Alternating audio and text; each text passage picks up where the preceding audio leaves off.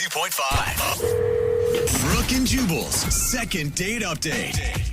Oh, the coffee shop. It's a great place to meet people. Yeah. I know when I've ever been trying to meet a lady, I always go hang out at the coffee shop because you can tell a lot about somebody based on what they order. Oh, amen. For example, if the girl next to me orders a frappuccino, I know she likes whipped cream on stuff. That's not what it tells you. Or, let's say she orders a hot chocolate. Yeah. That means she probably likes chocolate on stuff. No. Okay. God, you're- Maybe even some whipped cream. You There's are a horrible at deciphering. lot of people are. freaky people at the coffee shop. Yeah. Them, not me. They're weird. God, Yeah, yeah, those them. chocolate lovers. And that's where the guy on the phone for a second date update today met the lady that he wants to call. He met her at a coffee shop. His name is Ronald. What's up, Ronald? Hey, what's going on, guys? Good. Are you a frappuccino guy or a hot chocolate guy? Just coffee for me. Yeah, Coffee. yeah, I'm not into all the fancy coffee stuff. Yeah, that means he likes caffeine. On stuff. Uh-huh. What? So tell us about the girl that you want to call today for your second date update. So I met this really cool girl, Jill, at a Starbucks. Cool. Actually, Okay. I was in line in front of her, waiting to order, just looking around because it was a long line, and suddenly noticed, oh wow, that it was this cute girl behind me. Did you spend the rest of the time trying not to look behind you, but also wanting to look behind you to see? Well, yeah, exactly. I mean, I basically tried to look at her without being creepy, but obviously she's pretty. I wanted to look at her. He's like, You need to put your phone in selfie taking mode and just hold it up so you can see behind you. Just taking a bunch of selfies, don't mind me. Smart. because that's attractive. No, I just tried to be cool about it, just look around and happened to catch her in my gaze. But I decided, when I got to the counter, I paid for her drink. I did kind of a pay it forward thing. Oh, that's a good way to do it. It is good. Because that's commonplace at Starbucks, too. So if she doesn't like you, just be like, I was just doing what people do at Starbucks. But if she does really like you and want to talk to you, then you're like, sweet, it worked. Yeah. And it's like a bonus because it says about you, I think of Charitable. other people. See? Yeah. That's what I'm saying. At Starbucks, when somebody does that, they're a giver. Thank you, Jubal. You can tell a lot about people at Starbucks. So Okay. coffee shop. So you did that, and did she thank you for it? Well, yeah, so she goes to the counter and they said, oh, that guy paid for it. And, she comes to thank me and says, oh, wow, it's nice of you to do that. And I just said, I just like to do that every once in a while. Yeah. But actually, she was really cool to talk with and we had fun. So I just said, hey, do you want to go have dinner with me tonight? Wow. Same night. Yeah, and she said yes. She did. She did, which was awesome. So we decided, because we just met, we would just meet at the restaurant. Yeah. Okay. So we did. We met at the restaurant. I mean, she has an amazing smile. She's really intelligent, really easy to talk to. And dinner was going really well and, and everything. I mean, we were having a really good time together. Okay. You guys were laughing at each other's jokes and... Yeah, I just thought it was really, I don't know, I'd just call it an easy date. Uh-huh. Well, then your definition of easy date and mine is different. That's for sure. So you guys had a good dinner and you liked it. Why do you think she's not calling you back then? I don't know. I mean, the only thing I can figure is I do have this, I don't know, kind of funny habit that, I don't know, maybe that weirded her out or something. What is it?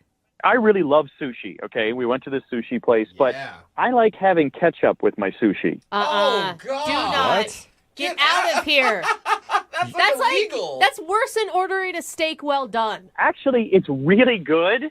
Really? And it's surprisingly, it matches really well. No. No. You know what? Never I'll tried take your word I that like- ketchup goes good with sushi, Ronald. I will take your word on that. You're trying to say that you have a more advanced palate. Don't knock it till you try it. No, is I'm going the to knock it rule. all day long Yeah. and never try it, Ronald. How about that? Okay, so anyway, obviously, it's a sushi place, so I bring my own ketchup with me. I bring little packets. You bring it's your that ketchup with you to a serious? sushi place. That is Whoa. awesome. That is commitment to the ketchup. Well, and look, I mean, she obviously looked weird at me, and she asked a lot of questions, and I was just like, hey, this is the real me. I like ketchup on my sushi, Hey, good. and that was that. At least I'm honest about who I am. Yeah, There until you the go. sushi chef saw what you were doing and spit in your food when you didn't know it. You're insulting us. Exactly. No. You know what? I'm going to open my own restaurant and just show you how good this is. It's going to be only you eating there. So how did things end then with her? so at the end of the date, I walked her to her car, and I leaned in for a kiss, and I got a handshake. Ooh. Oh, that's not a good sign. Bad It call. could be, it could be like some weird red flag to her. It could say that you're too picky or you're too demanding or you're weird. No, come on. That's not weird. Like, weird would be like if I were making comments about whipped cream and chocolate at a coffee shop. Touche. That's a very good point. All right, so do you think it's the ketchup thing, the reason that she didn't even want to kiss you? Gotta be. Honestly, I mean, it was obviously the weirdest thing on the date, and everything else seemed to be easy. So, I don't know. And man. how many times have you tried to get a hold of her since then? Do I have to admit that? Yes, please. Oh. I don't know. I mean, I've texted her and called her a few times. Uh-oh. That's double digits. Okay, so probably too much at this point. Well, we'll do it one more time for you. We'll play a song and then come back and call her and get your second date update, all right? Just hang on. All right, thanks. Okay, we'll do it next. Moving 92.5. Brooke and Jubal's second date update.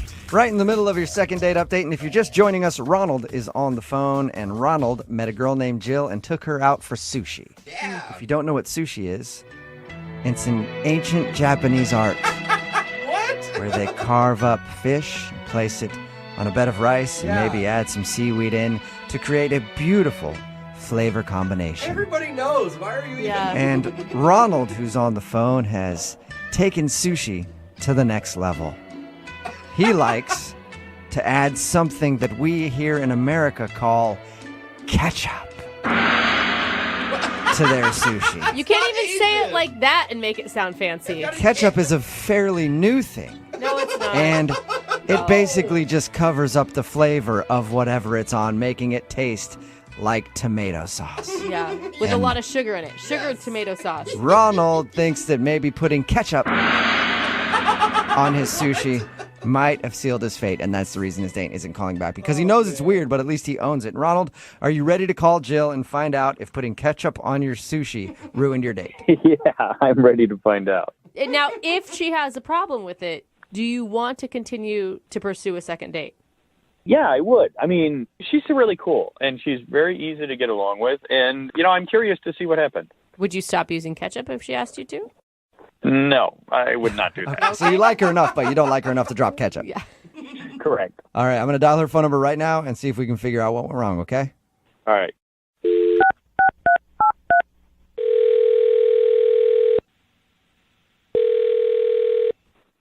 Hello?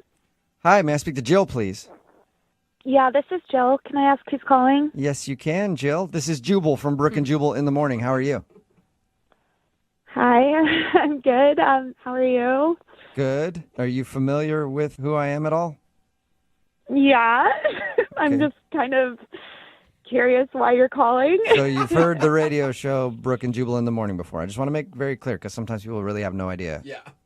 Yeah, no, I've heard it. Okay. I think it's clear in her giggle that Have she's you, heard it before. Well, what would you say if I told you that I'm calling to do a second date update with you? You're not serious right now, are you? Yes, I am completely serious. You went out with a dude named Ronald a little while ago, and now you're not calling him back. Oh. Yeah. Oh. There goes the giggle. Uh-oh. Yeah, suddenly you're not laughing. Yeah, no, I went out with Ronald. Yeah. Yeah, we know that. Yeah, I got your phone number and everything from him, and we talked to him a little bit about your date. He thinks that you're not calling him back because he puts ketchup on his sushi. Yeah, that was definitely a new experience. That's one way to put it. Yeah. Did you think that maybe he was too picky or unclassified or? No, I mean, I don't know if he told you this, but I actually did try it. What? You did? Oh, Yeah, I did. you're brave. Yeah. I wouldn't have done that. I would have punched him right in the face if he had offered me some sushi with ketchup on it. What did it taste like? It wasn't the worst thing in the world, but I don't think that I would do it again. Okay. So he didn't convert you over to putting ketchup on your sushi, I guess. No, he did not. So if you tried it, I'm guessing that that's not the reason you're calling him back. Yeah, no, that's not. So why are you giving him the cold shoulder then? To be honest with you guys, at the end of the date, our server came up and offered us coffee, and Don't tell me No, did he put ketchup in his coffee? That would have He been didn't, amazing. but I think I would have probably just walked out at that point. No, I'm kidding. No, so I wanted coffee, so I said yes to the server, and I asked him, I was like, do you want some also? And he goes, no, I don't drink coffee. And You guys met at Starbucks, though, didn't you? Exactly. So I was like, okay, that's kind of weird. And I was like, we met at Starbucks. What do you mean you don't drink coffee? Yeah. And then he went on to tell me that he just goes to different coffee shops trying to meet girls. Whoa. And that took a completely different turn for me. Why would he tell you that? Why wouldn't he just say, I'm really a tea guy, and they have a great line of teas there? Yeah, I like lemonade. Good question. I don't know. For me, honestly, it made me question, like, in my head, I was thinking, wow, you've met so organically. This is such a cute story. Meeting at Starbucks, he paid for my drink. And then it's not that cute when you realize he could be doing this every day with a different girl. And, then I started thinking, I was like, I don't even remember him ordering a drink. Like, did he just, see me and decide to get in front of me just so he could pay for my drink and just so he can have an excuse to talk to me? Things didn't line up, and it was kind of starting to seem a little creepy, I want to say. Hey, I want to say something here. Oops. Jill, you might have forgotten, you say you listen to the second date updates, and Ronald is on the other line and wants to talk to you. Oh, I forgot, huh? yeah. Hi, Jill. I guess I'm a little surprised at your reaction to that. I mean, the thing is, I told you in confidence that I do this, but I don't go to coffee shops every day. It's not like, some kind of lifestyle or something, but, I just told you that in private, that I go to coffee shops every once in a while to meet people. Yeah, it just feels a little out there to me. It seems almost like you scope out people and go and meet them, which I don't know. That just, to me, seems a little creepy. I guess I don't understand. How is that creepy? I mean, there's, I not only am I honest about it, but I'm not hanging out in bars or online or, Do you wait and I and actually watch people and then, attack them like it's your prey? That's what it sounds like. No, not at all. Did I attack you like prey? No, we actually had a conversation and we met You didn't and. order coffee at the coffee shop. You were like, did you see me and just decide that you wanted to stand in front of me at the coffee shop and then use that as your excuse to talk to me? That to me seems a little creepy. And for me, I don't know how many people you've done that with, and it No, seems...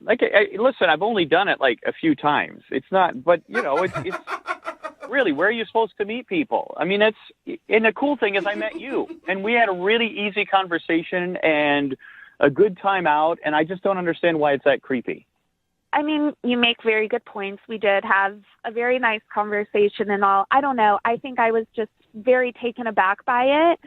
And it just kind of made the date feel less authentic. Yeah, but Jill, have you ever done online dating? Yeah, and that's the thing. I understand now more where he's coming from.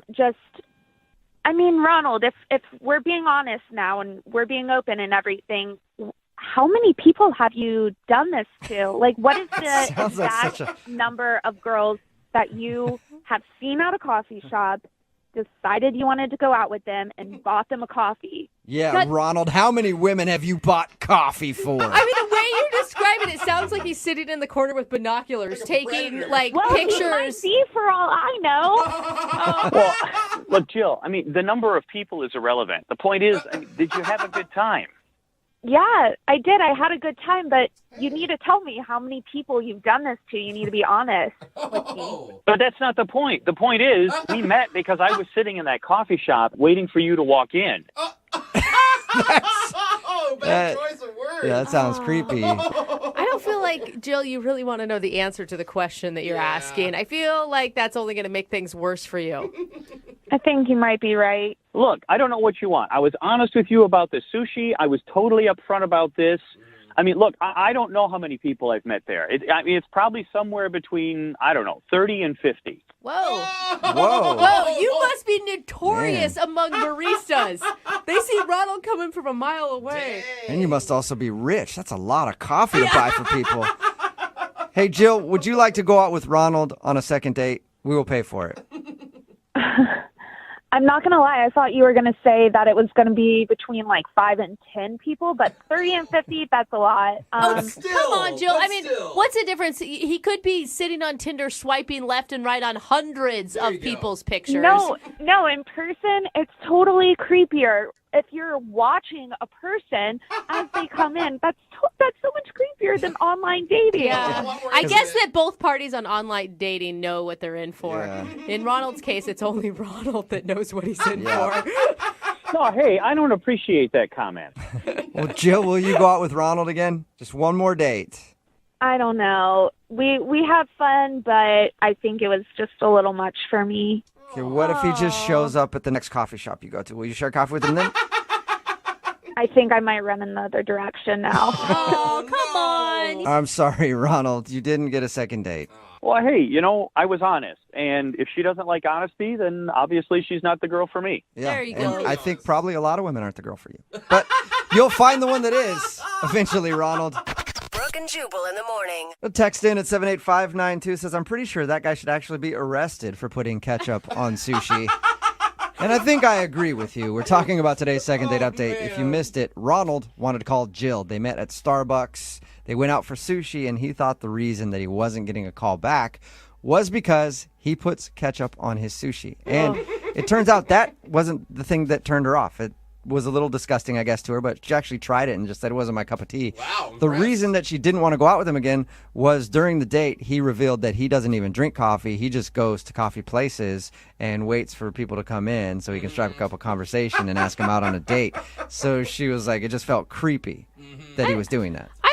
I don't know. I think that's kind of judgy. And he was so honest about it. I mean, maybe he was too honest about it, and that's what bit him. The thing is, it's too honest Right. can hurt you. The thing is, since and since the internet, now if you ask anybody out in person, you're always a creep. Yeah, Like, right? I feel like It's people sad. used to do that 20, 30 years ago. They would wait around to try to find people, but now if you talk to anybody in person, like- you're a weirdo. It's like, whoa, wait till I post something and then randomly send me a message in my DMs. Yeah, or like 40 of my pictures. Yeah, and then we'll go out. Don't be so forward, you freak. Right. Send me nude photos before Yeah. we even go out. Don't just sit at a That's the coffee normal shop. way to do it. So they agreed to not go out again. She didn't want to see him again because she thinks he's a weirdo who just stalks women at coffee shops. Well, he has gotten 30 to 50 dates that That way. is- So that, I mean, And- it's impressive. Who really cares? He puts ketchup on sushi, and that's Yeah. the biggest He thing. means nothing to us. Yeah, remember, if you want to do a second date update, all you have to do is email the show, and we will call the person who didn't call you back. Young We've got a woman on the phone for a second date. Her name's Susanna, Okay. and Susanna's from Atlanta. Really? She wears bandanas, eats bananas, and plays piano in a cabana. That's Susanna from Atlanta. Dude, she's like straight from a children's book. Hey, Susanna. Hi. I just gave your second date the Dr. Seuss treatment, so you are welcome. I thought she was like, how did you know? I know. That's a good bio, Susanna. What is your favorite food? Chocolate chip cookies. Oh, it doesn't rhyme. Doesn't count. After my own heart. Yep. Well, tell us why you emailed us today, Susanna. Well, basically, I went on an online date. I was doing some online dating. You don't have to sound apologetic for it. It's very common. That's the thing. You sound very ashamed for some reason. I know it was naughty, but I met a boy. Yeah. Oh, sorry, Dad. Well, he seemed normal at first, and he looked like he was into fitness and health, and that's what I'm into. And And how long did you guys talk before you decided to meet up in person? for a few weeks, we talked on the phone, and I normally don't respond to like 90% of people online, but he seemed pretty cool and normal. Again, So what's this guy's name? Anthony. Anthony. Anthony. Okay. He does sound like Anthony's to me are always fitness freaks. Mm. So yeah, and so we decided to meet up. We did like a casual meetup at a smoothie bar. If Anthony's into fitness, he's definitely into smoothies too. Yeah, extra protein. All the bros love to bro out at the smoothie bar. Oh, for sure, dog. When we say we're going to the bar, that's not the bar we're talking about. So how did things go at the smoothie place with Anthony? I mean, it was casual, obviously, but I was a little disappointed in his appearance. Wait, that's what we're leading with? You're calling us for another date. Why were you disappointed? Well, I mean, in his profile picture, he had a goatee, and when I met him, it was like a mustache. Like, I think he just shaved it to a mustache. I think both are terrible. But that's something that easily can be changed, right? Yeah. No, it's permanent. Oh, okay. Sorry. I didn't realize. Once it's shaved into a mustache, you're stuck with it forever, for at least 5 years. Yep. There's a contract you have to sign. I mean, that's like somebody meeting me and not liking bangs, like. That's understandable, Okay. though. All right. Listen. They're pretty terrible. I'm sorry, Susanna. Continue. Tell us about Anthony and his mustache. Yeah, no, I just thought, like, after a couple of dates, I could probably convince him to grow back his goatee, so. So you were able to get over your disappointment? Yeah, well, after talking to him and, getting to know him, I was able to get over it. Oh, good. Well, That's very big of you. Yeah. Yes. What else happened on the date? Well, I mean, we sat down, we were having a good conversation, we were talking about jobs and family, and I didn't know where time went, Oh, that's so good. That's always such a good sign. Yeah, we talked longer than I expected. And then, I looked at the time and I realized, oh my God, I had to go. I actually had a photo shoot. Oh. Yeah. Are you a model? No, not really. It's for my 30th birthday. I mean, yeah, so I didn't know how to tell him that, but a lot of my friends do this for their 30th. They do like a photo shoot to celebrate, their life, 30 years of life. That's cool. So, Or was that just like your clever way of trying to hint, like, by the way, it's my birthday, so you better treat me extra nice? yeah. Yeah. That too. So how did things wrap up with him? So I told him I had to go because of that, and I told him I needed to order an Uber. And then he said he could drive me. So that was so sweet. And then, wow. Yeah. So he drove me and he dropped me off. And then I said thank you and I kissed him on the cheek. Oh, this is all so cute. He could have easily called you an Uber and been a gentleman, but he wanted to spend more time with you. Yeah, totally. That I'm sounds with really you. It's a cool. great sign. A little clingy, but I can understand why that'd come across as a nice gesture. So how did things end with the kiss? So I mean, it was sweet. And I said goodbye and thank you. And now, that I've been texting him, he's sort of short in responses. Oh, really? Which is weird because you said talked for weeks leading up to it. So you had kind of a rhythm going. Mm-hmm. So what do you think went wrong? I don't know. I mean, it's the conversation flowed really well. I kissed him on the cheek. I'm not sure. You're a terrible cheek kisser. I'm sure that's what it is. She used too much tongue. Yeah. Or maybe he's just waiting for his So goatee to gross. grow back in so he's not such a disappointment to you. Oh, that could be it. Oh, man. No, I didn't tell him about that. I didn't tell him about his goatee and mustache. Yeah, but that's good. he could probably see the disappointment in That's your face. Mm. We'll find out for sure. We're going to play a song, come back, we'll call Anthony and try and get your second date, okay? Okay. All right, hold on, Susanna. Just tuning in for the second date, we're on the phone with Susanna, and she recently met a guy named Anthony who checks all the boxes she's been looking for. Mm-hmm. Physically fit, Oh, yes. Hello, Anthony. kind personality, That's so great. loves a good fruit smoothie, great butt. I mean, Well, I don't come think on. she told us that, but Yeah, I don't think she actually said that, but I'm Yeah. picking that up just from her tone of voice. He did have one major strike against him, though. Yeah. His face furniture. For the date, Anthony shaved his glorious goatee Oh, no. into a horrible mustache. Oh, man. And Susanna, not a fan of the dental drapes. Dental drape. Never heard that. Oh, stop But it. somehow she overlooked it, and they had a great date. At the end, he even drove her to her birthday photo shoot, got a kiss on the cheek. But since then, she's barely heard from Anthony or his lower eyebrow. Where do you come up with these I don't know, things? but I love it. And mustaches are so terrible. If nobody picked up on what Jeffrey was talking about. Yeah, it's a mustache. Yeah. Dental drapes. I've never heard of that. I don't no? know that anyone has. No, maybe prefer a snot mop. Ew. Oh, no. Lip spinach? How do you have these just ready to go. You got to be ready when someone comes in with a face fungus, and you have to know what to say. I don't know if I want to do the second date thing anymore. Oh, Stop it, Susanna. all right. Don't listen to him. You know what? I'm going to stop. I think that this guy, I think we can get you a second date on this one. Because it sounds like, I don't know what happened. Maybe he's been busy, but the date sounded great. It sounded like you connected. It's got to be something small or like a misunderstanding. Yeah, small like the dirt squirrel on his upper lip. All right, that's the last one. That's the last one. That's Are the you last sure? one. I don't think so, How did but I I not don't see trust it you. All right. Let's call him. We're going to dial Anthony's phone number and try and get your second date, okay, Susanna? Okay. All right, we're dialing right now. Here we go.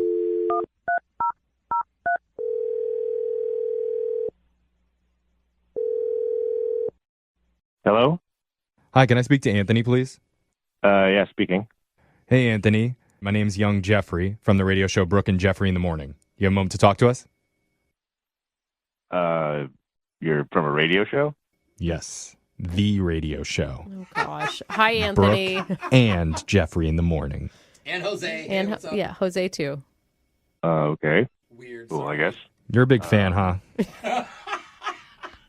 What show did you say it was? Yeah, that's how big of a fan he is. That's all right, man. We're Brooke and Jeffrey in the Morning, and we're doing something with you right now called a second date. That's where if you go out with someone and afterwards they're not calling you back, you can email our show, and we'll reach out to that person to try and figure out the reason why.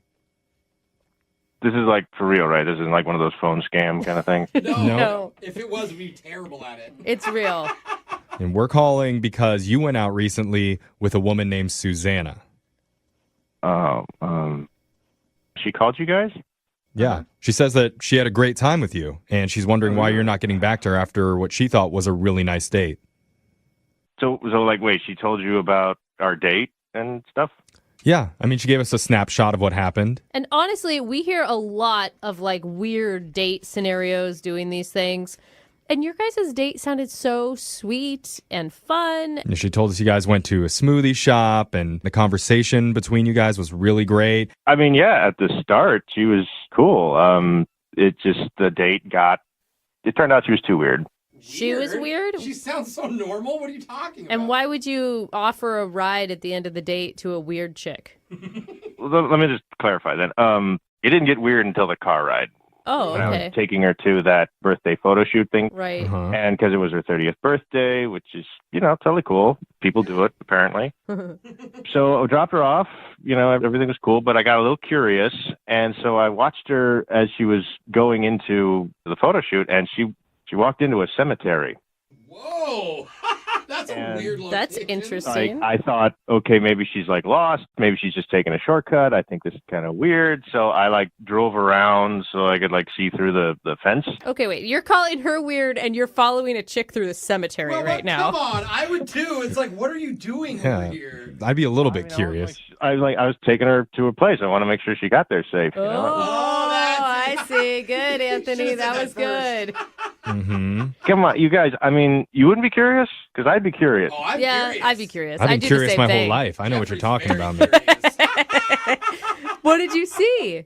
Well, I drove around and I could see her in the cemetery. She was pretty far away, but there was photographers or there was other people in there. Okay, so it was legit. And looked like she was going to do the photo shoot in there. I couldn't see very much after that, so I took off, obviously, but it's just strange. Either she's into really bizarre stuff or she lied to me. I don't know, man. I think those are big assumptions. I mean, it could just be something that she viewed as artistic. I think cemeteries are beautiful. They're beautiful places. You're weird, bro. I'm just saying, or maybe she's got a little goth in her. Maybe she wanted to take pictures with her grandparents. Oh, I didn't think of that. But we should probably ask her. Yeah. Okay, what do you mean? Well, we can actually ask her right now, Anthony, because she's been on the other line listening and she wants to talk to you. Are you serious? Yeah, she heard everything that you said. Susanna, Oh, my God. you there? Yeah, I'm here. Hey. Would you like to explain why you did your photo shoot in a cemetery? Or what was happening? Well, I need to tell you something. I mean, I was 100% truthful to you. I would have explained to you if you had asked me. Are you a ghost?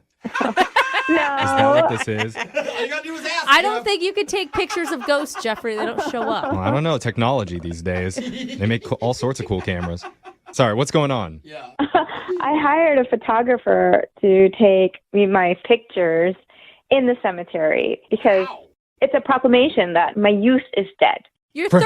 Sorry, hold Your on. youth is not dead. Wait, you're using this as like it's supposed to be symbolic It is artistic. of Brooke, your you're dead right. youth? Yeah, I wanted to celebrate that. Girl, you're not 85. You're turning 30. It's not the end of your life. Well, no, she's saying she's laying her youth to rest. So what are you going to do now? You're just going to sit home and knit and get a bunch of cats? Like, Oh my God, it's just a photo shoot. All my friends are doing it. oh my God. Anthony, what do you think? I have never heard of that before in my life. Yeah, no, we get permission from the cemetery and we lay down by the tombstone and we get our photos done. And they actually come out really nice. You just take your picture with some random person's grave in there. You know, there are a couple of unmarked tombstones that we go to. We don't have to go to the ones that already have, See, people Anthony, it's classy. names on it. For real, though, I bought like a black dress, and we hold dead flowers and balloons. Sometimes there's like a stray cat in the cemetery that I got to hold that day. It was so cute. Anthony, what are you thinking? Are you turned on right now hearing all this? I'm just wondering what she and her friends do for baby showers at this point. Oh my God. Hey, though, Anthony, I mean, that is a reasonable explanation about why she's taking photos in the graveyard. I don't think that should be a reason not to call somebody back. Well, I mean, it definitely sounds a lot better to hear her tell it, absolutely. Yeah. So she's not weird, man. She's just old. Can you get over that? I don't know. That's just really bizarre. But it's just fun. It was just a fun, light, symbolic thing. It's not. Sounds kind of dark, if you ask me. I always But thought come Over on. the Hill was 50, though. No, Why? I mean, listen, the whole point of dating is to learn new things about people and to learn the way other people do stuff and their senses of humor. And, like, it sounds like you guys really clicked before the whole, like, graveyard piece. I mean, yeah. I honestly, I had a lot of fun. I really liked her. It's just that was, again, that was totally unknown territory. Yeah. All right. Totally, bro. Well, Anthony, at this point, I would like to offer to send you guys out on a second date. We'll pay for it. Come on. You guys can go back to that cemetery and you can finish it off, bury her. What? Just keep her head above the ground. Right. But Sounds lovely. bury that youth. Put it to rest. Honestly, I had a lot of fun up until that point. Absolutely, I'd be down for another one. There we All go. right. Look at Susanna, look at that. We got you a second date. Awesome. It's like this romance has risen from the dead. Oh, God. Anthony, I'm so excited to share the pictures with you, too. They came out really nice. Aw. And, we actually went to the morgue afterwards, and we took pictures there as well. So, yeah, you're going to love them. Oh. Yeah, I can't wait to see him. It sounds great. Maybe a better idea would be to continue the funeral trend and shave off that mustache, put that mouth merkin to rest. Suzanne is on the phone for a second date today, and after reading her email and the description of her first date, it sounds horrible. Oh, that's It sounds like the worst date ever, but also hilarious at the same time. So I can't I'll wait. just let her tell it. Suzanne, how are you? Hi, I'm good. How are you? Good. Have you gotten sleep? Finally, yeah, I was able to catch up. Yeah. Finally, I read yeah. the description of your date, and I'm like, man, I can't tell if that would be fun or just like the worst thing ever. So Yeah. before we get into what you did on your date, why don't you tell us about the guy you want to call? What's his name? George. George. All right. And where did you meet George? On Tinder. Okay, All right. that's where most people meet It's already these days. the worst date ever. Oh, come on. Already. I take it you had high hopes for this date, though. Yeah, no, because he was very funny. Like, we messaged back and forth a little bit, and, like, picture was cute. I don't know. I was like, oh, this could be fun. Okay. Oh, good. And so where'd you guys agree to meet out at? We decided to go rock climbing, which I'm not, like, a huge fan of because, like, you got to wear the strap thing. I don't know. Like, it's not, like, Harness? the most flattering look. Okay. But I was like, okay, I've never done that before for a date. So So did you guys go to a climbing gym or were you actually outside? No, we were at like a gym, which was probably better. Yeah. Yeah. But it was actually really fun. Like, it was a fun way to like kind of hang out, and because like we talked a lot, but also we're doing like kind of focused on something else, so I wasn't nervous. Right. And then after it was over, he was like, "Do you want to go get dinner?" And Well, that's a good sign that you guys Yeah. didn't have that planned and he wanted to continue to hang out with you. Did you keep wearing the harness at dinner? Yeah. Sexy. No, they wouldn't let me take it with me. I wouldn't let you. Okay, but dinner was good? Dinner was great. We had a couple drinks, and like by this point, we've been hanging out for like 6 or 7 hours. Yeah. Wow. And he's like, "I just want to keep hanging out with you. I'm just having a good time." Mhm. I was like, "Oh, okay, great." So I went to his house, and Awesome. we ended up watching the whole first season of Parks and Rec together. The whole first Wow. season? Oh, wow. Yeah. It's a Only long a couple time. episodes. Yeah. You were like 24 Another- hours into this date. No wonder Jubal asked if you were still tired. I know. So yeah, like we watched this whole thing, and it's very fun because it's like one of my favorite shows. Like, it's very casual at his place, and by the time it ends, it's like 2:30 in the morning. It's I very bet. late. But then he's like, "Hey, I have an idea. What if we do a 24-hour date?" What? I was joking Oh my about the 24 gosh. hours. So I was like, "What does that mean? Like, do I get to sleep and then we go out again, or what's happening?" And he was like, "No, we'll just stay up for 24 hours straight on this date." And you're sure he's not sort of some drug addict and has a meth problem or something? He's like, here, hit this. Yeah. Yeah. This will keep you up. Oh God, that would be like a terrible turn. It was just like, when you meet someone and you're like, "Wow, we're really clicking. This is Yeah. working." Oh And my God, that's kind of cute. What'd you guys do? we made frozen pizza, and then we watched another season of Parks and Rec. And that gets us at like, I don't know, it's like the sun is coming up. Ugh. And Wow. at this point, I'm just like, I'm starting to feel gross. Like, Yeah. I'm still like in the clothes I wore to the rock climbing gym. Right. Oh, you haven't even showered today. Oh, gross. Yeah, I know. It's all gross. And I was like, I should probably go home. Yeah. And he was like, "No, I'm not a quitter. Are you a quitter?" I was like, "I guess not." He obviously liked you if he wanted to spend 24 hours straight with you. Or he was just delusional at that point when he asked. I don't know. I don't know. I think we both were like, had gotten to like that sleep deprived kind of crazy place. Okay, at this point, it's 6 in the morning. You've watched 2 seasons of Parks and Rec. You've eaten pizza. Have you made out at all? Not real. I mean, like, we like kissed a couple of times, and that was good. But it's not really been that kind of. It's just one-on-one hanging out time. Nothing like hot and heavy. Yeah. So what Weird, happened? though. So I'm like, okay, fine. He like makes us this big thing of coffee, and we drink a bunch of coffee, and then he's like, "Let's go to the park." And I'm like, "What am I doing?" Yeah. Super early in the morning. That's why I say it sounds just terrible at this point. Are you guys both still happy, or are you just forcing this to happen at this point? Like every now and then I'd be like, "No, this is still fun. This is still the person I liked 14 hours ago, I think." But then it just felt sometimes we were just like, "Let's just plow through this kind of forced fun thing." And so we went, and he was like, "Let's play Frisbee." And we tried to play Frisbee, and like my motor skills are just stupid at that point. Yeah. Right. So he was like, "We could go for a walk." And I was like, I really think I just need to go home. Like, Okay. I tried to be very nice about it. I was like, "I'm just going to get an Uber."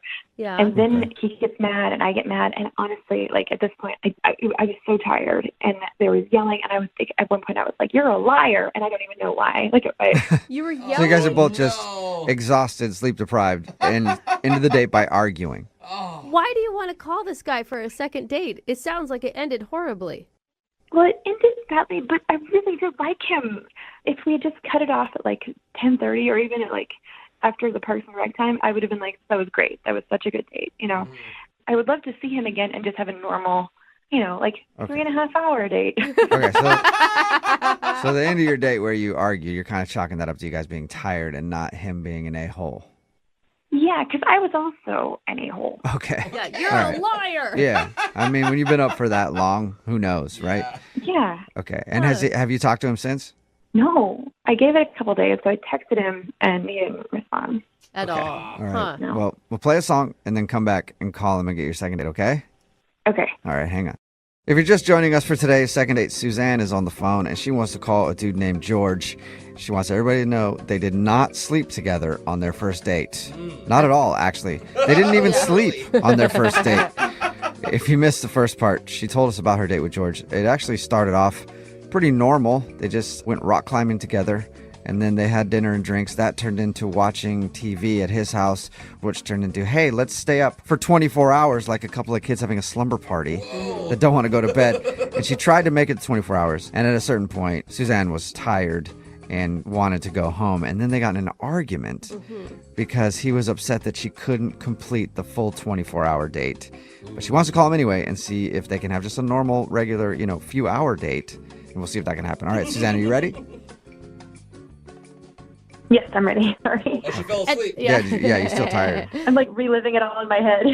I didn't ask. I mean, you said you did send him a text message that he didn't respond to. Did you apologize for screaming at him, "You're a liar"? Yeah, absolutely. Okay, and no response at all. That's not good. Yeah. Yeah, no response. Okay, well, I'm going to call him right now. Here we go. Please. This is him. Hi. Any idea why I'm calling you today? I can't say I do. No. Do you want to know, or should we just hang up? I would love to know what's going on. Well, we got an email about you from one of our listeners. That's why I'm calling. Okay. Her name is Suzanne. Suzanne. Yes. Okay. And you guys went out on a very long date recently. Is that what she said? That is what she said. She emailed us. So we do a segment on our show called The Second Date. It's where if you go out on a date with somebody and then end up not calling them back, they can email us to get you on the phone and find out what happened. So Suzanne told us about how your regular date turned into like a 24-hour thing. Mm-hmm. And she told us that she couldn't really make it the full 24 hours. And then you guys got in an argument after. And she tried to text you and apologize and would actually like to go out with you again, but you haven't responded. So she's wondering if she did something wrong. Well, she didn't make it the full 24 hours. What she did wrong. Wait. That's it? Are you joking, right? I'm not joking. What? So because she wanted to leave after, I mean, I don't even know what hour you guys were in. I think it was like 11 o'clock in the morning, she said. Yeah, it was around 11:30. And that's why you're upset? Well, I mean, we made a pact. We did the whole pinky promise thing, and she broke the pact.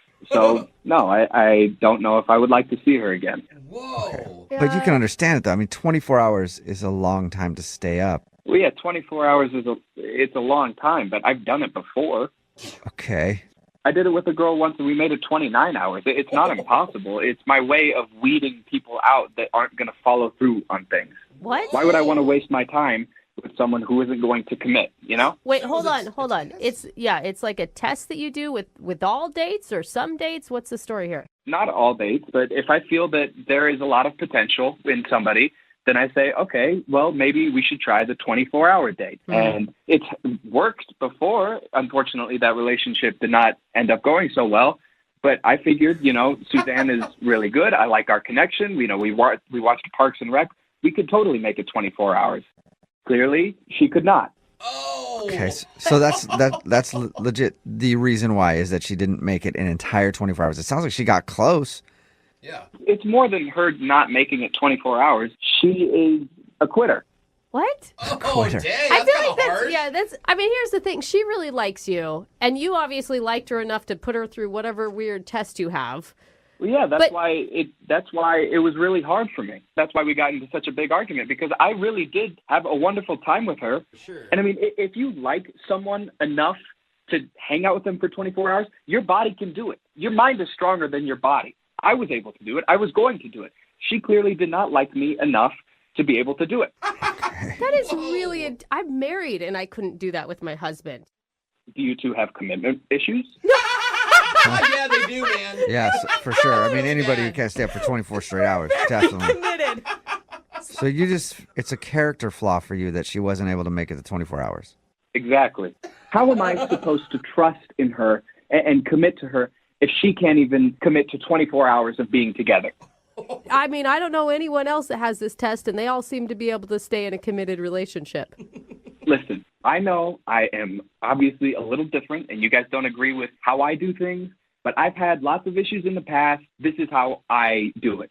It sucks, but that's just how things go. Oh, man. Okay. Well, you know what else sucks, but that's kind of how things go is I'm a liar, and I lied to you at the beginning of this because Suzanne is actually on the other line and wants to talk to you. Oh, God. What do you want, Suzanne? Whoa. Wow. Okay. I thought I was calling to get you to go out with me on a second date. Oh, well, I mean, we never even completed the first date, so I'm not sure how we could get to a second date without, going chronologically. I apologize about that. And I also apologize for how I left. I told you I was sorry. So sorry that you're having to go through a radio show. Come on, Suzanne. You're more committed to getting attention through a radio show than just committing to 24 hours a day. Wow. You know? Okay. No, that is not. No, I was very committed. It's not like I trained for this in advance and failed. Yeah. It was a very spur of the moment decision. Clearly, it's not too much work to go through Brooke or whatever. Whatever his name is. I like Juby. That's fine. Look, I really tried. Okay. It just wasn't fun anymore. I just was tired, and I wanted to go home and take a shower and rest. You were I made going the to. effort. There was an end in sight. What's it going to be like if we ever got into a relationship? Is it okay if I just try not to cheat but end up slipping up? Is that? Oh, sorry. Sorry, I couldn't make it. Oh my That's God. not a comparison. That's not even. We were literally together for 18 hours straight. I feel like that's... So you couldn't make it 6 hours more? No. George, I think you need to slow down. You could be missing out on something really great. Yeah, commitment's important in a relationship, but so is flexibility and compromise and the ability to listen to someone else's needs. And her need was to go to sleep. I am a very busy person. I don't have much time to be with people who aren't going to be what I need. Whoa. You understand? Okay, and you need someone who doesn't sleep. Exactly. I mean, look, Suzanne, I was having a wonderful time. That's why it hurt me so much. We were having a great time, and then all of a sudden, out of nowhere, you just start yelling at me, calling me a liar for some reason, and it broke me. It was like you were stabbing me in the heart. Oh. I saw a real future with you, and then you just completely shattered that dream. Okay. That's not exactly how it happened. You don't really operate in the middle on much, do you, George? It's kind of extreme on everything. You might call it extreme. I call it definite. I don't want to date a quitter. What? Okay. You know what? Fine. Then maybe we should just not do this. Or we could ask George, would you like to go out with Suzanne on a second date? We will pay for it. You know what? No, it sounds like she's quitting on the call, too. So I think I'm fine. Oh, my gosh. Suzanne, I All think right. you dodged a bullet. Yikes. I think so. Yeah. Wow. Oh, look, she can't follow through on anything. She can't follow through on the phone call, can't follow through on playing Frisbee. What's next? All through on playing Frisbee. You're a horrible person, Suzanne. I know. I forgot about the Yeah. Frisbee. Suzanne, I'm sorry that you didn't get a second date, and well, hopefully you can dig deep and find some kind of work ethic and not give up on things, so easily. Look, George, I'm sorry I didn't live up to your expectations, but maybe you can find someone who's I don't know, addicted to Adderall or Yeah, there you go, George. You know what? If that's what it takes. That's what. All right. Moving 92.5. Brooke and Jubal's second date update. Every guy has their go-to move when they're out at a party or a club and they see a girl that they like and they want to get their attention and get their number. My go-to move, you stand there seductively from across the room, make eye contact, slowly bite your bottom lip, stare them down like that a little bit, and slowly pour a drink over your head.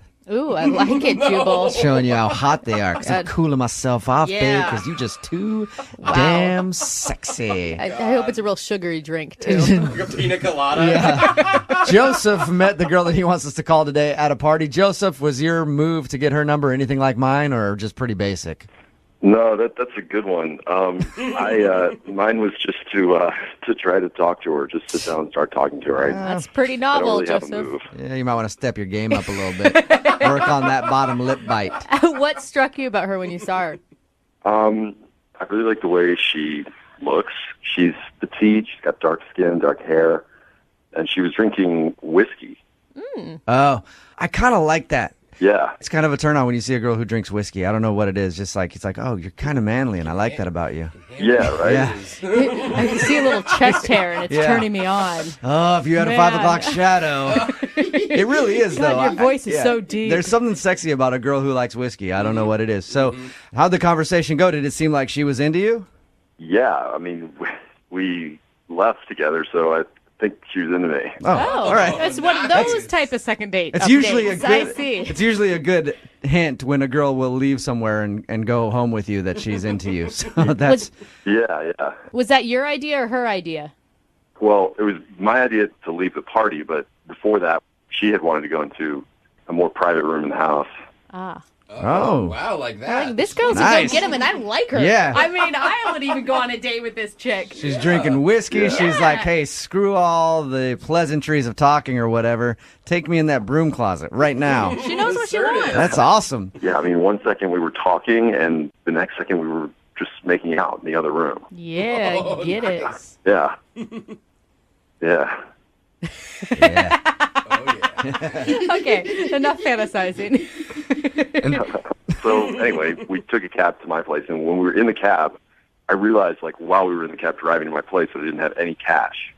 Okay. Oh, no. And the guy would, like, well, I'll only take cash. So she ended up having to pay for the cab. That's not that big of a deal. Yeah, but it's embarrassing for a guy to be like, hey, come back with me to my place. And like, oh, can you also pay for our transportation? But it sounds like this girl was in charge already. So, I mean, it's just par for the course at this point. Maybe. So what happened when you finally got back to your place? How'd things go? We started fooling around again, but then she just, like, I don't know, like, she said she was really tired. Mm-hmm. Oh, man. And I was like, okay, well, you're welcome to crash here. You know, I mean, you can. I was like, I offered to make up the sofa bed, and she was like, no, I think I'm just going to go home. So then I called her another cab, and she ended up, I guess, she paid for 2 cabs. Oh, God. You cheap ass.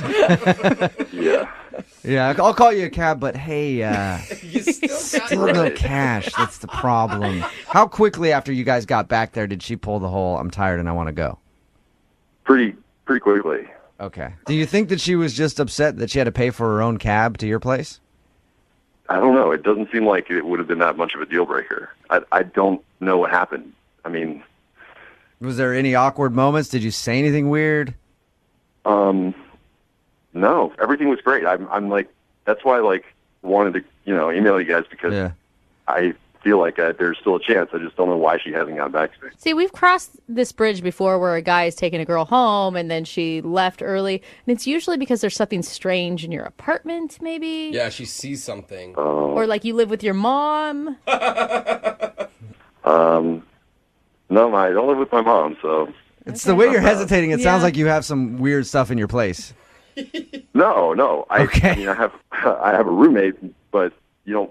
He's not that weird, and you also don't see any of his stuff when you come in. All right. Okay, well, we'll play a song, come back, call her, and get your second date update, okay? Cool. All right, man, hang on. Moving 92.5. Brooke and Jubal in the mornings. Second date update. Joseph, you know what I think happened on your date? What went wrong? What? I think the girl that you went out with, well, I guess met at the party and then took back to your place. Halfway through your makeout, remembered that she had a boyfriend. Oh, no. Doesn't that kind of sound right, though? Like, I hate that memory. well, if you're just joining us for the second date update, Joseph met Kimberly at a party. They were drunk a little bit. They got a cab back to his place. One thing you should note, he made her pay for the cab. But a little while into their makeout session, she kind of got weird and was like, I'm tired. I need to go home and get out of there. What I'm thinking is she was drunk, and then while you're making out, she was like, I shouldn't be doing this, and then left. Oh, man. Any chance she has a boyfriend, Joseph, that you might not know about? I hope not. Oh, come on. You've stalked her Facebook page. Yeah, there's nothing on there. Okay, see? See, exactly. She wasn't trying to deny it. I think she's just playing him. Really? Yeah, she's drinking whiskey. She's in charge, and she decided that he wasn't good enough for her. Sorry, Joseph. Yeah, he's on the phone. Oh, yeah. All right, Joseph, you ready to call her? Yeah. Here we go.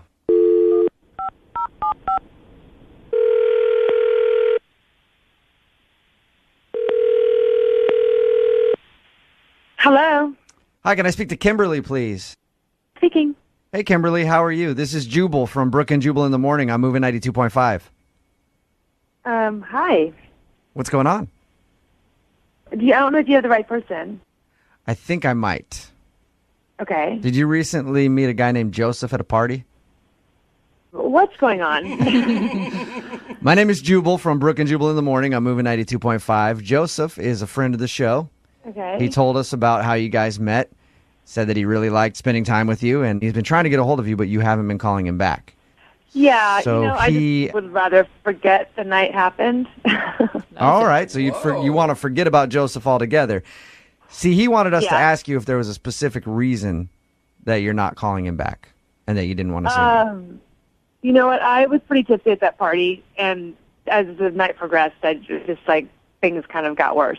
So. All right. You clearly don't have a problem talking about Joseph with us at all, do you?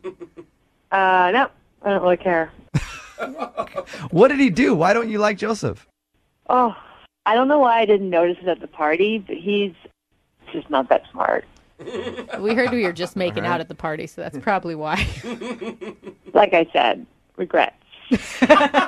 He told us that he made you pay for the cab, too. How'd that make you feel? Yeah, well, I was like, okay, dummy, really? Wait, but you went back to his place, so you didn't realize how dumb he was, according to you, until you sobered up? Like I said, I was pretty tipsy, and I regret some decisions that I made. And, you know, what I saw made me just want to leave. So I got out of there pretty quickly. Did you say what you saw? Yeah. I knew it. What did you see?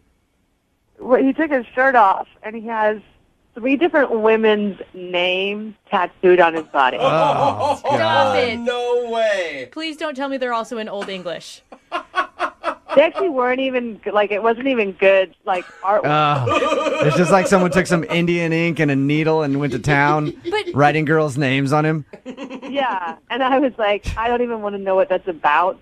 So you didn't ask him at all? Like, you didn't say, hey, is your mom's name tattooed on your I chest? was like, hey, I'm tired. I'm going to get another tab and pay for it. Oh, God. Maybe those are family members, like Brooke said.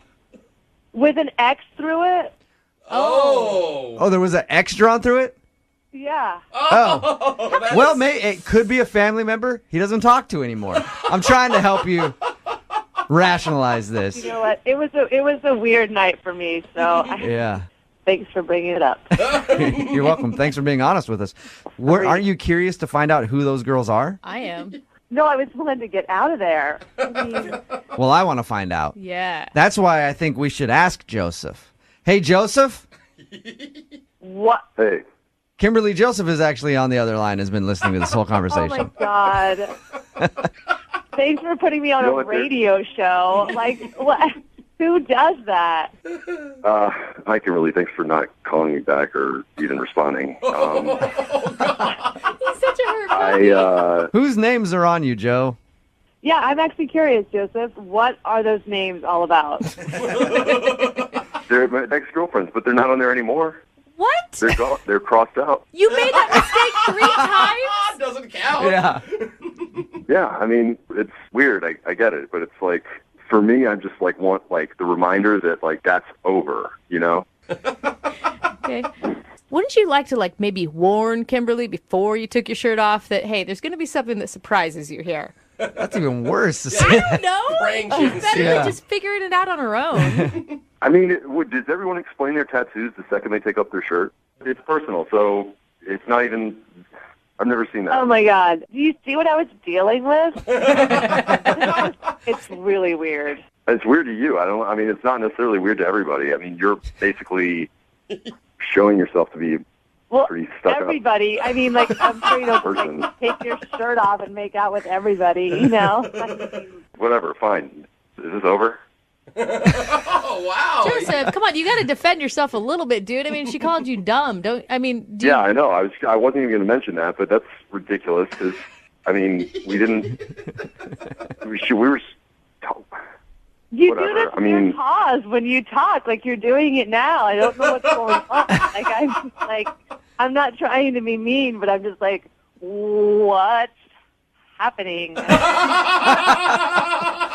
All right. Well, oh gosh, Kimberly. Joseph. God, you're so brutal. You found out why Kimberly wasn't calling you back. Oh, Joseph. Would you entertain the idea of getting just cover-up tattoos for those names on you, or you like having your ex-girlfriend's name? I like my tattoos. I'm keeping them. Okay. Really?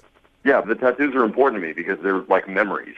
I carry them on my body, like physically on my body. That is personal to me. I would just even recommend growing more chest hair or something. I would recommend not being such a... All right, then. Joseph, I would like to... You know what? I didn't even ask. Kimberly, would you like to go out with Joseph again? Come on, Jubal. We will pay for it. No, thank you. I'll pay? No, thank you. All right. he's Brooke, just- would you like to go out with Joseph after what he just said to you? Tattoo parlor? He's such an injured little puppy in a corner. Joseph, no second date for you, man. I'm sorry. Yeah, big surprise. You're such a douchebag, dude. Like, I was trying to defend you at some point. Right, you call that defending me? Joseph, I support you and your tattoos, man. Whatever. Thanks, Jubal. You're welcome. Joseph's about to make another tattoo appointment. Are you single and feeling out of the loop? Put away that mouse and get out of the house. Join In the Loop, Seattle's brand new activities club just for singles. Go to intheloopsingles.com today. Moving 92.5. Brooke and Jubal's second date update. The girl on the phone to do a second date update today met the guy that she wants to call at the grocery store. I never think that actually happens. Oh, it happens. I actually got a phone number at the grocery store not that long ago. That's And I awesome. didn't even have to talk to the girl. How I does was that work? behind her in line at the checkout counter. And the checker asked her for her rewards card number. And as she gave her rewards card number to the checker, I took it down in my phone behind her. Oh my God, that's so creepy. So creepy, but it's effective, and it worked. I did try to text her later and got nothing in response, which I thought was very rude. But apparently, yeah, some guy came up to Chelsea in the grocery store and asked her for her number. Hey, Chelsea, how are you? Hey, I'm good. How are you guys? Good. So are you disappointed that he didn't do it like I did? Yeah, that would have been surprisingly romantic. Yeah, no It kidding, is. right? Yep. I think what's even more shocking about a guy asking you out on the grocery store is that you actually found him attractive. Well, I know, right? Yeah. It was kind of amazing. Why is that? Are all guys at grocery stores ugly or something? No, just like the likelihood of you getting asked out at a grocery store is going to be by like some 50-year-old divorced dad that's kind of creepy. Like Really? that it's actually someone. Where do you shop? Because I see like single dudes in the grocery store all the time. All ages. Well, yeah, but anytime, I mean, I get him on in the grocery store all the time, but chances are it's just not going to be someone I'm interested in. Yeah. Like a creep who's coming up to you talking about how to test melons or something. Like, well, I'll let you know these melons are ripe. Okay, that's not unlike the conversation that me and this guy had. What? Really? He did not pull a melon line on you. It wasn't about melons. He brought up avocados and how he was having issues with them. Completely different than what I was saying. You're right. He was like riding the struggle bus about avocados. He was standing there with like two avocados in his hands, like looking back and forth and like not knowing how to tell if they were ripe. And I helped him with it. I will Okay. say, So he didn't approach you going, hey, you know how to squeeze these things properly? You actually saw him having trouble and helped him out. Yes. Okay, that's nice. And when did you guys actually exchange numbers and stuff? Well, I sort of helped him with avocados and we laughed a little bit and then I went away and kept grocery shopping. And then we ran into each other in a different part of the store. Uh-huh. And he said something really like, I still don't know about avocados. Like, it was horribly done, but very endearing, because it was clear he just wanted to talk more. So I was like, oh, I could help you with that anytime. I'm a much better flirt than he is. I don't know why this is turning me on, but it is. You're welcome. Thank you. So you had, it just sounds like an awkward exchange that you guys had. It was like charmingly awkward. Okay. It was like, okay, we're obviously attracted to each other, but don't know each other well enough to say anything. Yeah. So we'll talk about avocados. Did he ask for your number then? He did. So tell us about your date when you guys actually went out, or was the whole date at the grocery store? No, we just went on a coffee date. It was nice. He took me to this little, like, independent place I hadn't been before. Uh-huh. And I thought it went really well. We had a lot of, like, easy-flowing conversation. We both have, like, a few different weird jobs. Like, he works as a professional dog walker. Dude, those guys are impressive. And I work as a clown. What? You're a clown. That's awesome. Yeah. You currently work as a clown? Yeah, I currently work as a clown. I mean, not, like, currently, like, this morning. I'm not dressed in clown clothes right now. Oh, interesting. That's cool. Yeah, I've never met a clown before. Yeah. Did he think that was really cool? Yeah, he thought it was fun. I told him some, like, funny stories about things that the kids say, and he's told me, like, silly things that his dogs have done. And That sounds so boring. Yeah, I don't say. it really does. I love kids and dogs. I'm just saying. I wish I could have been there for your conversation. yeah, it was great. So you guys bonded over your jobs. Yeah, our weird jobs. Okay. It was nice. It was really nice. And he was just, like, a good guy. If everything went really well, why do you think he's not calling you back? I'm not really sure. The only thing that I could really think of was that I said that I wasn't necessarily interested in getting married anytime soon. And I wonder if maybe he was like, that's like what he's on his mind, so we're just in different places. How did you say it, though? Did you harp on it? Was the whole thing like, oh, God, and I'm not interested in getting married ever? No. I wasn't like, my parents hate each other and left because they don't love me. I wasn't like weird about it. I was just like... The reason I don't want to get married is because I had a bad example of love growing up. Right, yeah. Like, I wasn't like a crazy person. I was just like, I have a lot of things I want to do in my life before I settle down and get married. Did he seem awkward after you said it? At the time, I didn't think of him as being awkward, but looking back on it, I'm like, I said that, and then I don't know how he feels about it. Is that because he like quickly changed the subject or something? And I'm just not really exactly, I don't quite have a handle on it. Yeah, it doesn't sound like it's too bad. You might be overthinking that a bit. How many times have you tried to get a hold of him? Twice. I texted him the day after our date, and he texted me back and was just like, oh, I'm really busy this weekend. And then I texted him the next week, and he didn't text me back at all. Okay, so you haven't heard anything from him since that second text? Mm-mm. All right, well, we'll play a song, come back, call him, and get your second date update, all right? Okay, thank you.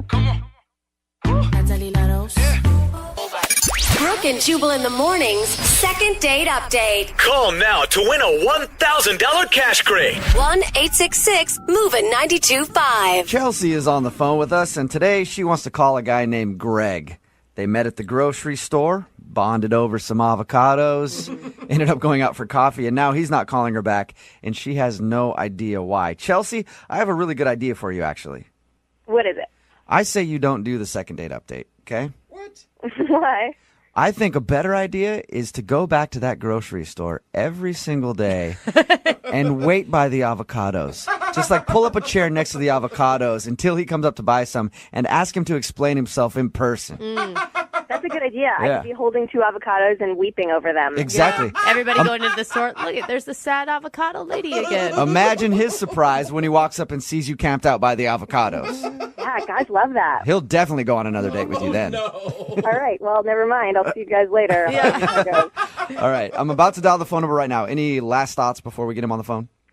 No, I don't think so. I'm ready. All right, I'm going to dial the phone number right now, see if we can get your second date update.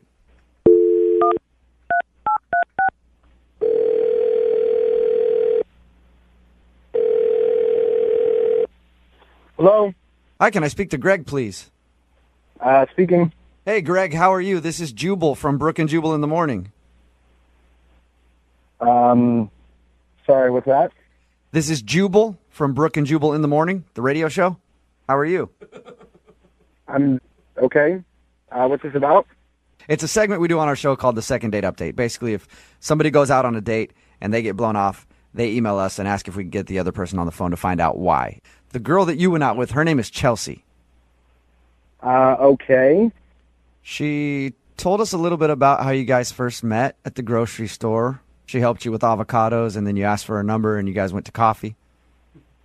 Yeah, that definitely happened. Okay. Did you not like her? Because it sounds like from the tone of your voice right now, it sounds like you didn't really like Chelsea very much. No. It's not that I didn't like her. Just a weird phone call to talk about the date. Yeah, for sure. I get that. Can you tell us a little bit about it, though? She really wants to know why you're not calling her back. I guess I could tell you guys about it. Thank you, man. I appreciate it. So she told us about your date and said that, in her opinion, everything went great, but she hasn't heard from you. Can you explain the date to me a little bit in your words? Yeah, she was really nice, and the date was going really great until she basically just got a little weird. She said something, and I couldn't really shake it, and I feel bad, but yeah, it was just a little weird. Was it about not wanting to get married anytime soon? Because she felt like that might be the issue. Really? That's why she thought I didn't want to call her back? Yeah, she thought maybe you were a guy that was like looking to find a wife right away or something, and that scared you off. Oh my gosh. No, that was not what scared me away. I don't really even know how to say this. We were talking about our jobs and things that make us interesting, and I told her that I was a professional dog walker, and then she started saying things that made her interesting, and like I work part-time as a clown. I work in the medical industry part-time. I'm a swinger, and I do calligraphy, and she kept going. Slow down. What Back did up you a just little say? bit. No way. No, that was my exact reaction. I was just so taken aback, and so I asked her, I was like, wait, you're talking about, like, swing dancing, right? And she said, no, you are thinking about the right thing, and then she just tried to keep going, and I could not drop it. It like completely changed. Oh my God. That's not something that you usually casually drop in a conversation. Like, yeah, I walk dogs and then I have sex with lots of people and then also. She lumped it in with calligraphy, for God's sakes. I couldn't even. I couldn't change the way I looked at her after that the rest of the date. So you're not into dating swingers? No, I mean it's not something that I actively seek. I'm definitely looking for a long-term monogamous relationship, and I mean, she just said it so casually, it didn't seem like a big deal to her. I couldn't stop thinking about it. Like, what if I take her home to my parents and she wants to sleep with my dad? You know, like... I guess I've never thought about that before, yeah, but I guess if you're dating a swinger, you bring her home, some fun things, interesting things could happen. It weirded me out, and Yeah. I mean, she's a sweet girl, and I feel bad, but I just couldn't drop it after that. That's understandable, Greg. Greg, I also need to tell you something. What's that? Chelsea is actually on the other line listening right now. What? Yeah. Chelsea, are you there? Yep. Chelsea. How's it going, Chelsea? I guess I'm just like, why didn't you say anything? We could have talked about it. You could have asked me questions. I would have been like, no, I'm not a psychopath who's going to try and sleep with your father. I didn't know what kind of questions to ask you about that. You just said it so casually and nonchalant. Like, I've just never met a swinger before, and it totally shocked me. Okay, first of all, you've definitely met one before. They just didn't tell you about it. That's a very good point, Chelsea. Yeah. And second of all, never having met someone doesn't mean that they're bad. You know, there's... I didn't think of it as bad. I don't think you're a bad person. It's just honestly not the lifestyle that I'm into, and I'm sorry I wasn't upfront with you about that at the date. Chelsea, do you always bring it up in that manner on first dates? Not necessarily, but at the same time, I think it's better than, like, bringing it on somebody after going out for a while where they have all these assumptions. Yeah, like I'd you guys rather are... get it out of the way in the beginning and be honest, and then that way, if they do freak out, then I haven't gotten, like... Yeah, that's a good way to do it. Until you guys are like a couple months in, you're like, okay, it's finally time to meet my friends. Oh, and by the way, you're going to have sex with all my friends, too. Right. But again, you wouldn't have to, like... Well, it's just ignorance. I don't think any of us really understand the swinging lifestyle. I've never been a part of it. It's always interested me. I think it's really cool that you're willing to do that, but I don't know anything about it, so that's just what I assume. I think what's surprising to me is that it didn't cross your mind that could be a potential reason why he's not calling you back. Well, yeah, no, I guess it didn't, because he didn't really have a reaction to it. Like, I told him all that stuff, and he was like, oh, a clown, eh? Like... That makes sense, then. Yeah. I just didn't want to focus on that because it made me totally uncomfortable. I didn't know what to say about it. I appreciate the fact that you said it on the first date, and but I couldn't let it go. I mean, I think that the thing is that it's more about options than anything else. It's about the fact that you're not like, we have to do this and you have to sleep with these people, but you're like, okay, well, do we want to be monogamous right now? Sure. Do we want to swing right now? Sure. Do you want to go on a date with someone else right now? Sure. Like 20 years from now, when you're bored with the sex with your current partner, that doesn't mean you have to break up. It means you have other options. Greg, I'm going to ask you a question, and I'm going to beg you to say yes to this, okay? Would you like to go on a second date with Chelsea? I will pay for it. Jubal's like, I want to be there.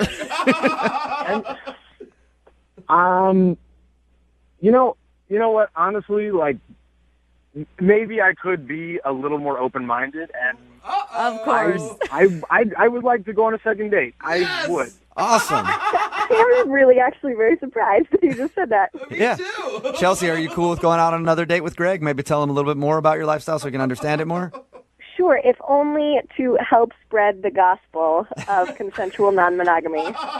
Consensual non-monogamy. I like that term. It does have a nice ring to it. All right, well, awesome. We'll send you guys out again. All right, great. I got this great restaurant you go to. You put your key... I think a lot of us have gone out on a first date with low expectations, and before you know it, things happen, and you end up spending the night. Oh, yeah. Yeah, if you're lucky. I know. But not very often does it happen the opposite way, where your whole plan is to stay the night, but you decide, actually, you know what? I'm going to play the long game on this one. That's hard. That's exactly what's happening with Jose and Alexis right now. Whoa. But we're not here to talk about them today. Listen, her gag, ew, gross. I'm the grossest thing You I've know, ever though, heard. No, I'm protest nasty. too much. Yeah. Protest too much. You guys can pretend all you want. We know what's really happening. I am not pretending. Alexis is cute. We're not here to talk about the situation happening between you two. God, We're I here said for one of our listeners, Sydney, who needs our help today. Welcome to the show, Sydney.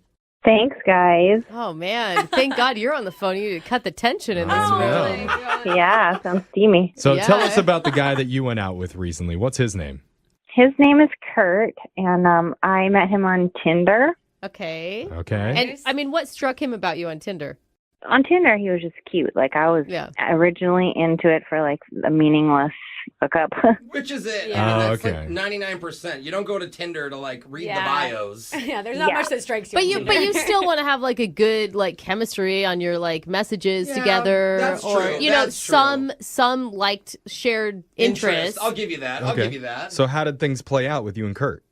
Oh my gosh. So it turned out he was pretty amazing. Like, Nice. I met him at this bar, and he was just so put together and had this beautiful smile. Oh, wow. Well, hello, Kurt. I mean, I'm getting Yes. flustered. Oh, is that all it takes? Just a little smile? I know. and Put You're together. like, wow, this guy really knows what he's Oh doing. my God. When you have your expectations so low, Yeah. it doesn't take much, Yeah, right? that should be Buttons are Tinder's catchphrase. Yeah. Set the expectations so low that it doesn't take much. Did you feel yourself like growing more nervous during the date because you're realizing this?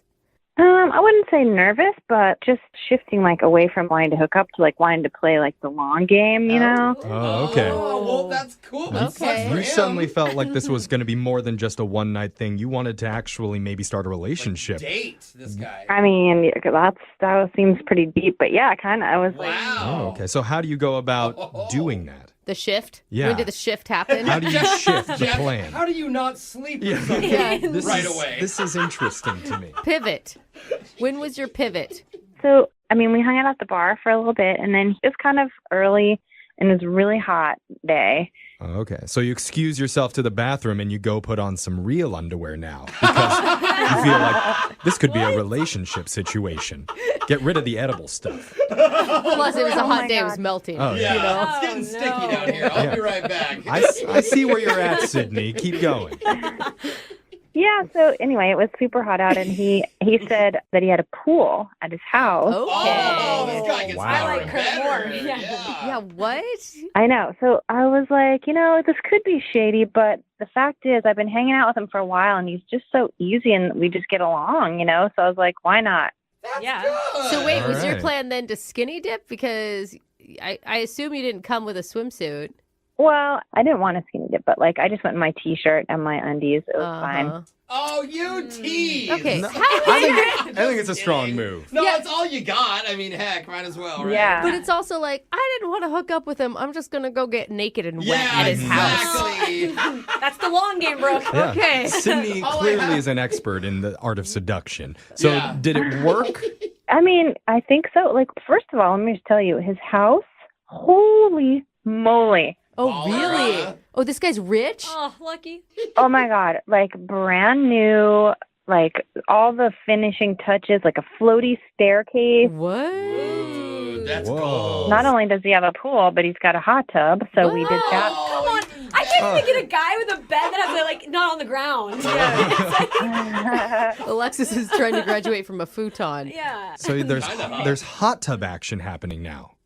Well, but not even like action. It was totally just like hanging out. I mean, super good chemistry though, but I didn't want to like mess it up by just cheapening it, you know? Was So, he- like, Girl, it is not cheapening it. I mean, he's inviting you at his house. You're in his hot tub. Like, Yeah. you're telling me nothing happened? no, I will say we did kiss. Where? Nice. Where? What part of Like your where body? on the body or where in the house? I know. I'm like, well, kind of like after the hot tub, so it didn't get too steamy. Like, it was almost more romantic. Like, let me get you a towel, and then he pulled you in. Yeah. And then what happened after the nice kiss?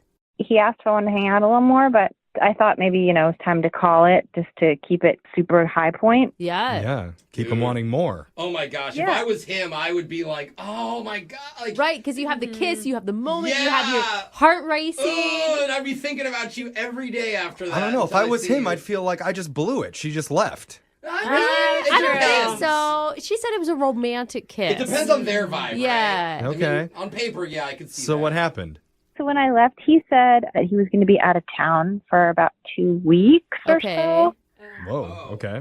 But then, he got back, and it's just been he texted me one time that he wanted to hang out, but now he keeps saying that he's busy. So I'm like, oh no, what happened? I mean, did he meet somebody who was out of town or? That's what I first thought. I mean, 2 weeks is a long time to That's go between long. seeing someone in the dating world. Were you able to keep a conversation going with him while he was Right. away?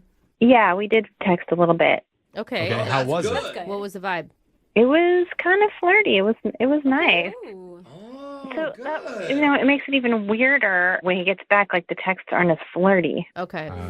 From experience, I mean, I Oof, think anybody the can momentum, say, yeah. you go Yeah. a week without even talking to somebody or a lot. I mean, it definitely changes the momentum. Well, maybe we can change it again. Maybe. Oh, maybe. Yeah. Okay, let's give this a shot. We're going to play a song. We'll come back. We're going to call Kurt for you, and we'll try and get you a second date. Okay, Sydney? Sounds great. Thank you, guys. This is a challenge that we've never had before on this morning show. Okay. That challenge is find the only catch on Tinder and then reel him in without any favors. Uh-oh. And the Yikes. reason that he's a catch is because Kurt not only has good hair and a nice smile, and he's put together. On top of all that, he owns a great house with a swimming pool, a floaty staircase, an expensive hot tub, and they even shared a passionate kiss during sunset as a pod of dolphins swam by and that did a didn't- synchronized Wow. water dance to a BTS song. Wow. Wow, they're in the So shape of a that heart. And after all that, Sydney still turned down the invitation to spend the night just to try to play the long game with this guy. Wrong move. I feel like Sydney's having regrets after Yeah. hearing about the dolphins. It sounds Apparently. like he literally was like, hey, I have millions of dollars if you'd like it. And she was like, no, I'm good. Not today. The reason why she might have some regrets is because it's been 2 weeks and now their conversation has cooled off a lot. So she's hoping that we can turn the heat back up with this second date. How you feeling right now, Sydney? I'm nervous as heck. I really am. Yeah. We're Are you- calling like this perfect guy, pretty much. Yeah. I mean, it's I interesting know. because you wanted to play the long I'm cool game, and now you have a radio station calling for you. So You don't the seem very cool on the phone. tides have kind of turned. She's like, now I'm having a panic attack? Yeah. Yeah, Same thank thing. you for that. I think we can do it, though. I mean, Yeah. you know, we're like rich, powerful people, too. What? I Speak don't for think yourself. Any of those words No. define us. I just think we'll impress him. No. I mean, we better hurry up and just make this Okay. call before this Yeah. gets any worse than it already is. Yeah, true. Okay, Plus, so I'm- we're broke. We might have to pay the phone bill. Yeah. Let's just check, make sure it works. But I think if we've learned anything from Sydney, it's start with low expectations. So Okay. then it can Yeah. only go up from there. Yep, that's good. All right, so I'm Okay. gonna dial Why am Kurt's I- phone number right now, and we're gonna try and get you your second date. You ready, Sydney? Okay, I'm ready. We'll try not to screw it up. No promises, though. Here we go.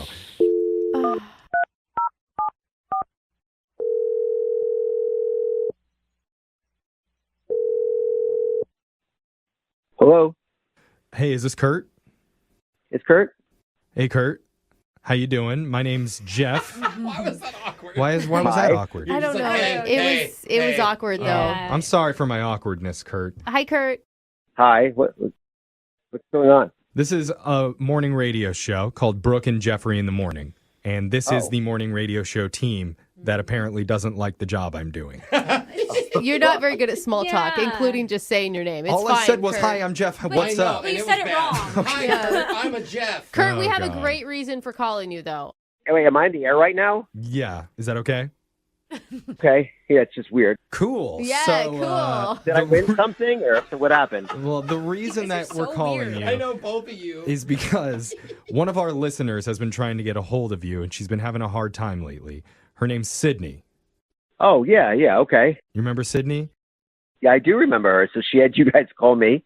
Yeah. Yeah, she was just so excited about your date. I mean, And now you guys want to talk about the date? Well, kind of. Yeah, sort of, because we know that a date happened 2 weeks ago over at your house, and she had a lot of great things to say about you and your place, and she's a little bit confused why now 2 weeks later things have cooled off between you. This is really awkward. Is it Brooke again? Brooke. It is Brooke. Yeah, okay. It is. I apologize for won't her. say cool again, Everything I promise. is cool. We get it. I mean, the thing is, Kurt, like, she really felt like there was a true connection between you two, and it was something that she wasn't expecting at all, and it really surprised her. I agree. I did think there was potential, to be honest with you. Okay, that's good. But I feel like I think I kind of screwed up a little bit. Wait, you think you screwed up? Why do you say that? Okay, so it's like she really liked the pool. Yeah. People enjoy it when they come to visit. I get that, but I kind of messed up. I was like, well, you're welcome to use it anytime. Like I made this comment, and then I went away for a couple weeks for business. And then I found out when I was away that she used the pool multiple times with her friends. Wait, what? Oh, no. While you weren't there? Yeah, she just kept over and over, kept coming over with her friends. How would you know that? Well, I have security, my cameras, security footage. Yeah. Oh, I thought you were going to say like security guards. I'd be like, those are the worst security guards ever. Yeah, my security dog. Yeah. I mean, but you told her she could use it whenever? No, wait, hold up. She didn't ask you? No, she didn't mention it. And then, like, the motion sensor triggers. Like, I know people were in there. So I, multiple times, I got an alert. People were in the backyard or whatever. And when I checked the footage, it was like... Yeah. There's apps now where you can see we, what's going on. Yeah, we have one that's the same, where you can see it from your phone. Honestly, my brother uses my pool all the time, so I kind of figured it was him. And then when I got back, I was curious to see, like, who had been using the pool. And then it was her over and over. Like, it was like the YMCA. Okay. That is crazy. So you come home and you check your security cams and you see that it's actually Sydney and her friends using your pool. And that's why you've kind of cooled off towards her? Yeah, I mean, I just feel like she took advantage. Absolutely. Did you warn her that you have security cameras outside your pool? We just had this conversation like not too long ago where you said if anybody comes over to your house, you need to warn them that you have cameras out. If you invite someone to your home, she was never invited. Like, that's the thing. When you give an open invitation to somebody saying, oh, use the pool, everyone knows that you ask before you do it. You don't just show up. That's trespassing. It sounded to me like he told her you can come over at any time, and I don't know if that's true. Maybe we should ask Sydney. Sydney, is that what he said? Hi. It's not. Look at You're on the call too. Yeah, sorry. I should have let you know, Kurt, that Sydney's been on the other line listening this entire time. She wants to talk to you. After all that, now you didn't let me know. Yeah, well, I guess my co-hosts are right. I'm not very good at this job, so I apologize. But go ahead. Sydney? Oh my gosh, I can barely even stand. I'm so horrified right now. I feel so bad.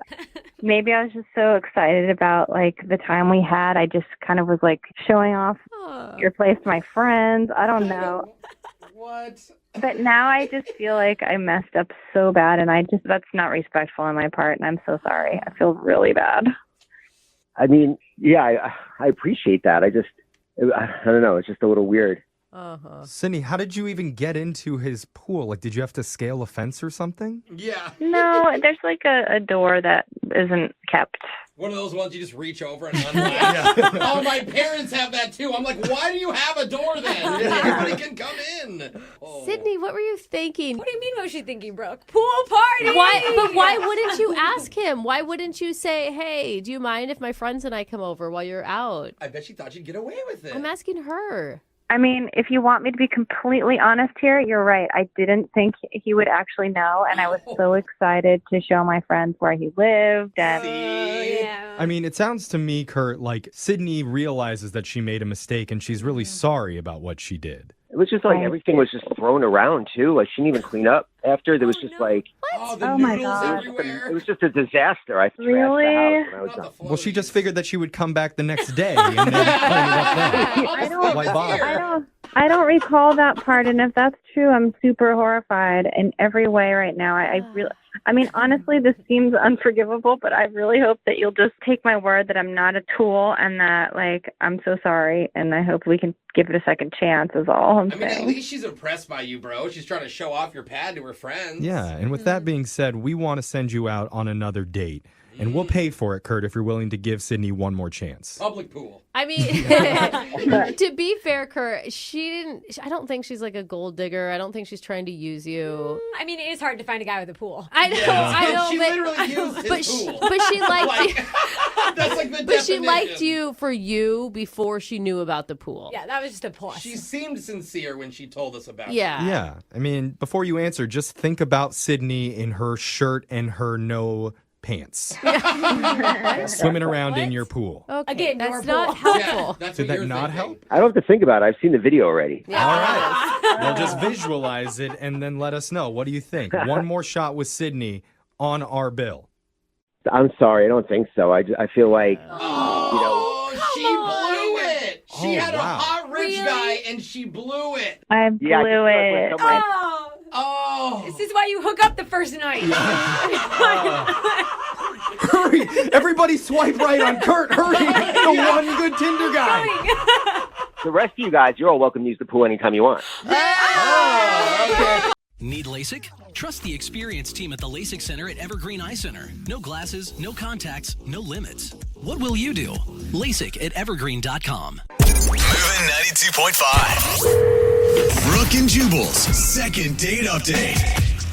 Everybody knows that every successful first date should start with a prank. You know? What? When you pick her up and you get to the restaurant, if there's some stairs, whoops, tripped ya. What? No, Oh. God. And then before you sit down at the table, of course, you got to pull the chair out from underneath her before she sits down. Whoa, what hijinks? Sure, you might break a couple bones, but at least she knows you've got a funny bone that is fully intact. And that's what Travis did, I guess, on his first date. He tried to play a prank, and maybe it didn't work out well for him because he's not getting a call back. What's up, Travis? How are you? Hey, guys. Oh, my God. And you still think it's funny. Listen to you laugh. I mean, hearing you introduce it that way, I was like, yeah, it is a good way to start a date. So you agree with me? Let's send her to the hospital. Awesome. I mean, if she doesn't laugh at it, then she's not the one for you, right? Now, the prank that you described in your email wasn't quite as good as the pranks that I described, but No, it wasn't like a full contact prank. Yeah. But Okay, that's good. that's maybe where you went wrong. maybe. All right, so tell us about your prank before we get into the rest of the date. So I picked her up, and I drove her to a Taco Bell drive-thru. Oh, that's actually kind of funny. Like, you and I was made her like- think that that's where you guys were going to dinner? Yes. I was like, oh, so we're here, pick whatever you want. That's pretty funny. What's her name? Heather. And did she laugh? It was a little chuckle, but, I don't think she thought it was as funny as I did. I think you still think it's hilarious. I can see that she didn't get it at first. Yeah. Well, wait, how did you guys meet? Oh, I'm dating app. Oh, yeah, so she probably didn't think it was a joke. Yeah, she I mean, probably that's thought the so. thing. The bar is set so low. She's like, another one? Is that like a realistic thing that would happen? I feel like from the stories we hear of people who use Tinder and stuff, yeah, it definitely could be a real thing. That she was pretty freaked out. So All right. I guess it makes sense. So you did actually take her on a real date, though? Yes. All right. What'd you guys do? Oh, we just went out for drinks and had a nice dinner. It was Italian stuff, and I don't know. It was really great. She's gorgeous, honestly. Like from her picture, I was super excited. So I got reservations at a nice place, and we had a good time. And I paid for everything. And I like to tip big whenever I'm on a date. And What, to show off? To show that you, like, have enough money? Or just because... yeah. Oh, you're that guy. Yeah. Can you break $100 bill? And you, like, Just to let her know. hold it over towards her so that she can see how much you're writing down? Again, I sort of made it out to be like a joke, but I actually, wanted to show her. Where you made it out like a joke, so did you actually joke with her about the tip? Like, Yeah, it's like, gotta take care of my people. They take care of me, just. How much did you tip? It was generous. Well, I think it was around like 60%. What? Whoa! So more So than I guess half you of the came bill. through with the joke. Dang. Well, I mean, I started off going the other way, so I had to kind of Right. I'll make up for let her know. That's probably only good if your waiter's a dude, though, because if it's she might think you're hitting on her, being like, I'm going to give her such a big tip. She's always going to remember me. Yeah, there's a gray area. Okay, well, was your waiter a dude? Yes. Okay. Okay. Cool. All So right. wait, were you the guy on the date? I mean, it sounds like you're kind of a jokester, right? I like to have fun. Is it natural or is it pretty put on? Because maybe she got tired of it. I mean, maybe that's a reason why she wasn't calling you back. Maybe. There's no turning. There's no off switch. There's no off switch with you. All right, always on. Okay. You could have been, yeah. How did the date end? I mean, it wasn't the entire outcome that I expected. I was kind of hoping, for a kiss or something, or invite me in, or I didn't get any of that. Is there plans? I mean, did you make plans to see each other again? I mean, I tried. I even called her as soon as she shut the door, but I couldn't really get. You called her as soon as she shut the door. Were you attempting to be funny with that? I just, afterthought kind of thing. Kind of played it off that way, but I didn't really get a chance. So wait, to talk to her about it. She didn't answer? No. Ooh. Has she answered anything? No. Yeah. Okay, well, maybe she's playing a prank on you. Yeah, prank. I You don't know? ever want to see you again. I mean, if that's what she's doing, it's pretty funny. Yeah, it is. I kind of Except if doubt she it. never calls you back. Yeah, I mean, that wouldn't be good, but I mean, if she's really kind of that way, I respect it. I like her even more. All right, well, we'll play a song and then come back and get your second date update, all right? Okay. All right, man, hang on. Moving 92.5. Brooke and Jubal in the mornings. Second date update. We've got a listener named Travis on the phone for a second date update right now, and he described his date as beautiful. That's the girl he wants to call today. Her name's Heather, but I was more interested in how Travis described himself. He said he's a dude without an off switch. He's just always on. And he even played a practical joke on his date when he picked her up. He took her by Taco Bell through the drive-thru and then was like, "This is dinner." And then he was like, "No, it's not." And then they went to a regular dinner, and he said they had a good time. He didn't get a kiss at the end of the night, and she hasn't answered any of his calls. But really, Travis, why are you so on all the time? Like, why don't you just ease off the gas a little bit once in a while? I mean, that's just who I am, and women really respond to it. Yeah, really? Sounds like it. Yeah. Yeah, or they don't call you back. But yeah, I mean, that means I'm guessing that you've pulled this Taco Bell prank before with other women? I mean, sometimes it's Wendy's. Okay. Oh, yeah. You can never telegraph your jokes like that. You know what I'm saying? So wait, does that mean you're doing it every time you take someone out on a date? It depends. If it's like a dating app date, yeah. Okay. Okay. The other ones that you meet in person, you got a different prank for them. Depends on the situation, but yeah, usually. Sometimes Okay. he's not driving, so he can't do it. I think it's what it really sounds like. I'm just a master of surprise. It's who I am. All right. Well, let's surprise Heather right now and call her and see if we can get you a second date, okay?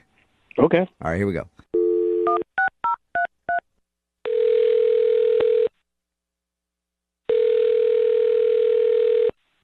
Hello, Hi, is this Heather? this is her. Hey, Heather, how are you? This is Jubal from Brooke and Jubal in the morning. I'm well. Who are you again? Jubal from Brooke and Jubal in the morning. It's a radio show. Okay. And what are you calling about? Well, I'm calling you today because one of our listeners actually sent us an email wanting to get a hold of you. Can you hold on for a second? I'm on the toilet. Sure. That is maybe the most honest response Yeah. you've ever gotten to that information. Okay, then. Sorry for the bad timing. Done yet? Yeah, hold on. Okay, I'm good. So what's going on? Well, I just want to make sure everything's cool over there. Yeah, you good? Yeah, I'm good. I'm good. All right.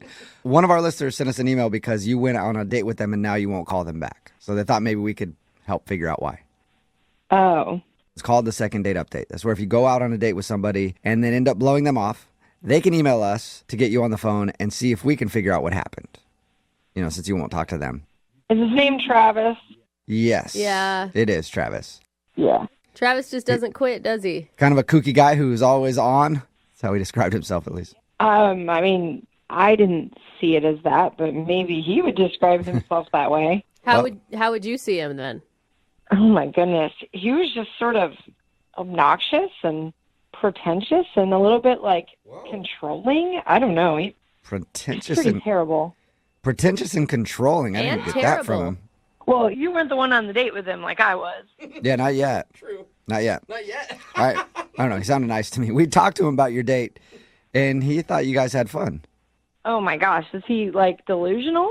I mean, apparently he is, because honestly, when we asked him, like, well, why wouldn't she be calling you back? He was totally clueless. Well, did he tell you about his precious car, his Tesla that he just got? Oh, No. no, he's a Tesla guy.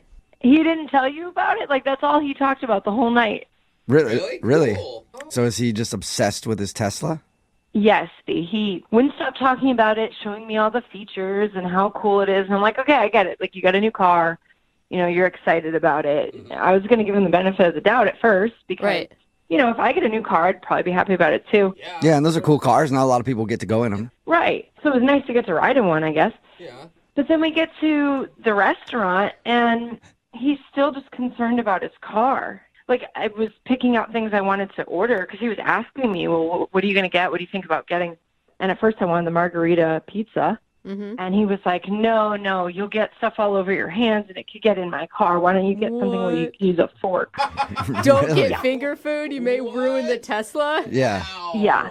Like, I don't know how I'm going to get food from the restaurant into your car. It's not like we're eating in your car, but... That would make me want to order the margarita pizza then.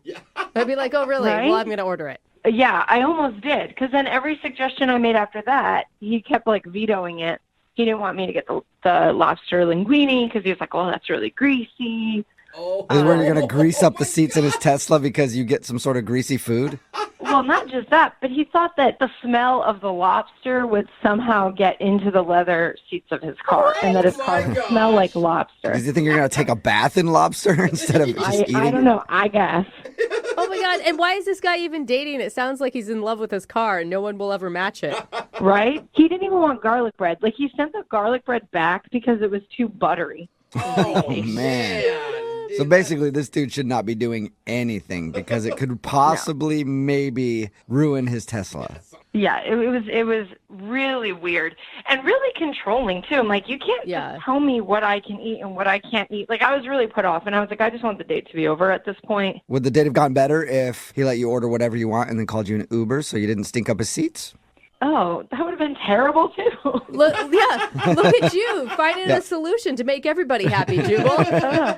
All right, date's done. I'll meet you somewhere else. Just you got to get in an Uber. Can't drive in my car anymore because you ordered the lobster. All right, garlic breath. It was literally the worst date ever. Wow. Ever? Wow. Ever. How is that possible? Who's that? Well, Heather, that's Travis. He's actually on the other line listening and apparently couldn't wait to talk to you. Oh, my God. He heard the whole thing? Yeah, I heard everything. Well, I guess now you know why I haven't called you back. Yeah.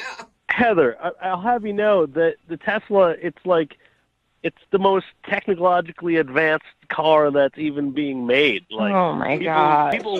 People wait for years to get their Tesla. Like, they pre-order them. Yeah, but Like, why? Yeah, I get that, but like, why do you have to control what I eat because you're that concerned? I mean, it's not just that I was controlling what you eat. I was controlling what I eat too. And like any of the food that doesn't make it better. Greasy things, greasy chocolate, no coffee, nothing that can make some kind of stain does not get to go in my Tesla. Oh my God, Travis. So you don't bring the food into the car, but you could eat it in a restaurant. You got to really wash up good, you know? Travis, are you listening to what she's saying? I mean, at first you went from like the guy who can't stop bragging about his car, and then you went to the guy who's like weirdly controlling about his vehicle. Honestly, you sound like someone that doesn't own a $120,000 car. You're very right. When you have a Toyota Corolla, you're not complaining about people eating it. But, you know, when you have a beautiful Tesla like I do, it's a different story. You're crazy. You made me wash my hands twice to make sure that I was clean enough to enter your car. I mean, listen, I picked you up. I paid for everything. I tipped pretty generously. And I think, using a couple wet naps before and after dinner, that's not a big ask. So wait, you're saying that she owes you the hand washing because you paid for everything? Did I mention my car cost $120,000? What? No, I don't think you said that, Travis. That's like a beach cottage. Yeah, I guess. Oh, I guess that would be like a beach cottage somewhere, or a mansion in Detroit. I don't know. That's a lot of money, though. I agree, but it's a lot of money. Yeah. But I don't think you're gonna have a lot of people that want to ride in your car if they can't do anything. I mean, it's simple. You just, you clean up. You don't make sure nothing smells. Make sure you didn't eat anything that smells. Travis, you wash your hand. I mean, it's a very expensive car. Yeah, we got that, dude. Not only are you not going to want to have people ride it, you're not going to have anyone that wants to date you because that's all you talk about is how much money you paid for a damn car. It's not a matter of money. It's a matter of respect. Oh. And if you respected me or this beautiful machine, you wouldn't bring your filthy hands in there. That's all. Filthy hands? Travis, you made me eat a salad. With a fork, light dressing. There's no way I was getting anything filthy into your car. You're just being super paranoid and crazy. Well, vinaigrette is pretty tough to get out. That's all I'm saying. All right. Oh, my God. Well, Drop it. There's not one apology from Travis. Heather, would you like to go out with Travis again on a second date? No. No? Absolutely Okay, not. that Are you was sure? quick. Because we'll pay for it. I'm positive. No, please. Don't waste your money. Sorry, Travis. No second date. Yeah. Listen, Heather, this is your loss. I liked you. I had them call you. I called the radio and had them get in touch with you because I really wanted to hear from you again. But you know what? You blew it because you could have had a chance to ride my car anytime you want. Whoa.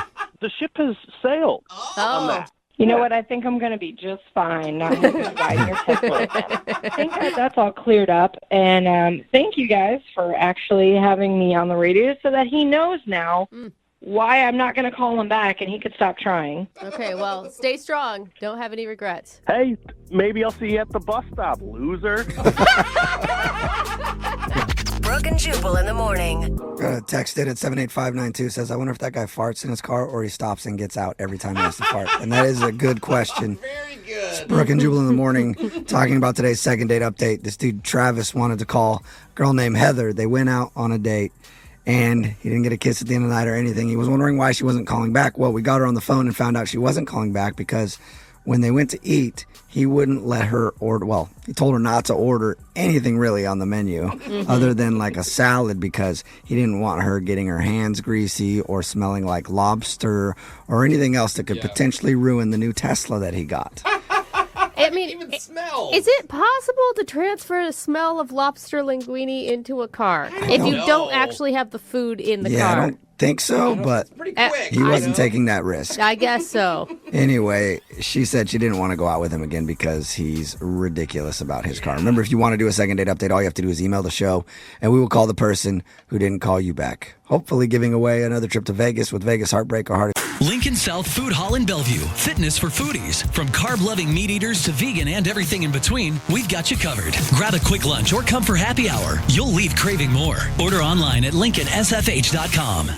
Moving 92.5. Brooke and Jubal in the mornings. Second date update. Today's second date update, Ashley is on the phone, and I'm having trouble telling what Ashley does for a living because her email said she's a bassist. But I don't know if that's another word for a dental hygienist or if I'm saying it right, or is it bassist? Sound a it bassist, out. like a fisherman? Is she a fisherman? Ashley, are you a bassist or a bassist? What are you? Well, listen, if I had had anything to do with dental hygiene, I'd have a heck of a lot more money. I am a bassist. I play bass in a band. That's sweet, man. I think Still don't know what that means. Okay, well, that's the base. Okay. It's the big. Where does fish come in? Where do the fish come in, Ashley? You got the big mouth bass hanging on your wall, but that's an entirely different monster. Okay. Okay. Well, so she's versed in both, apparently. Okay. So you play in a band. Yeah. All right. And is that how you met the guy you want to call today? He was impressed by your bassing skills? Yes, it is.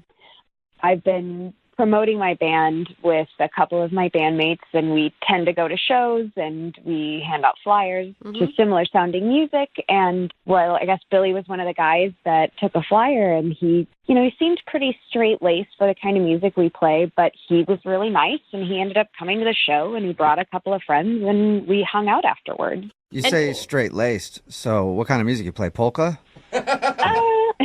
Easy listening type stuff? We're definitely a little bit more on the alternative side, a little more rock, almost kind of punk. Was there a famous band that we would know that would be like your sound? We have a very similar sound to the Arctic Monkeys. Okay. No idea who that is. Yep, okay. But sweet, okay. So he came to your show?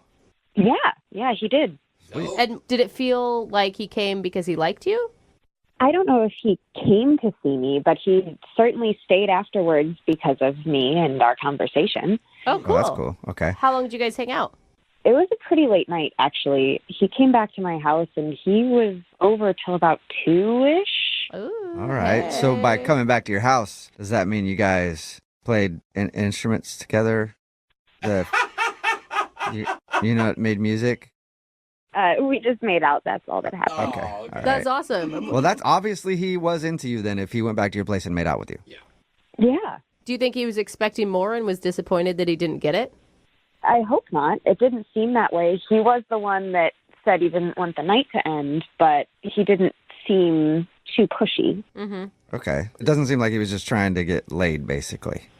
No, it didn't seem like that at all. And what was it like when the night ended? We kissed goodnight, and he said he had a really nice time, and he left. So have you guys talked at all since? No, he's completely ghosted me. Why do you think that? It could be anything. I mean, I've been told my place can be a little bit intimidating. Why? To be honest, I grew up in a pretty sheltered household, and so now that I have my own place, I kind of like to take advantage of art when I see it. If I go to an art festival or a street fair and there's a statue or a painting that speaks to me in some way, I will buy it. So there is a lot of art in my house. Wow. Is it like art that some people would find weird? Some of them are, yeah. Yeah, but he stayed for a couple hours Yeah. and he made out with you. So, I mean, if he could still be in the mood around your art, he probably wasn't too freaked out about it. Yeah. I would assume so.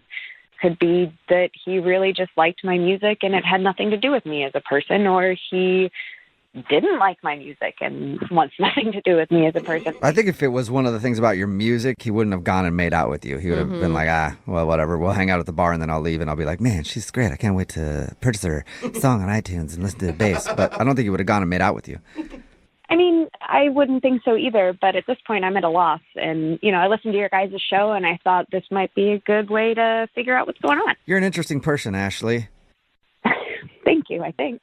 You're like, you play in a band, like a punk band. You're into all sorts of art, and then you like this show for some reason.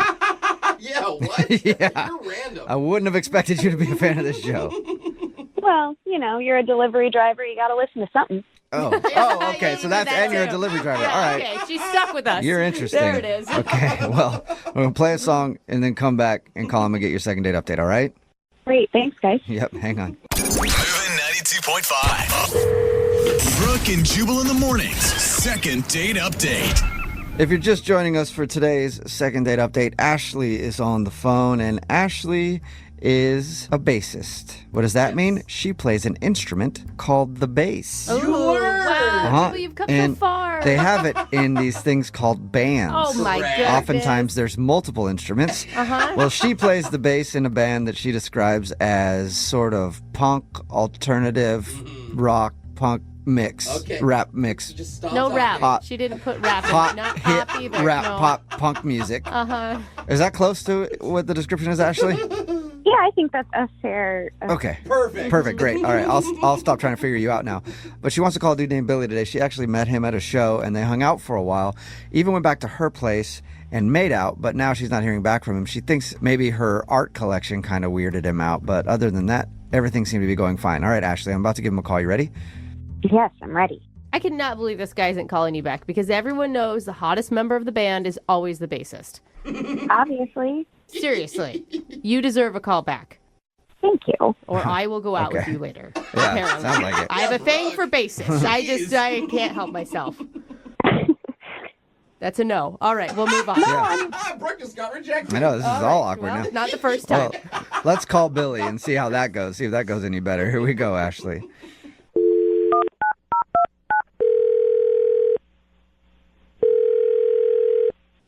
Hello. Hi, may I speak to Billy, please? This is Billy. Hey, Billy.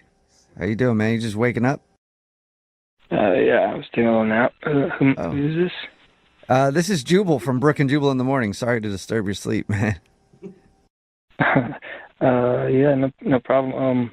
Why'd you say you guys are calling? I'll explain. My name is Jubal from Brooke and Jubal in the morning. It's a radio show, okay?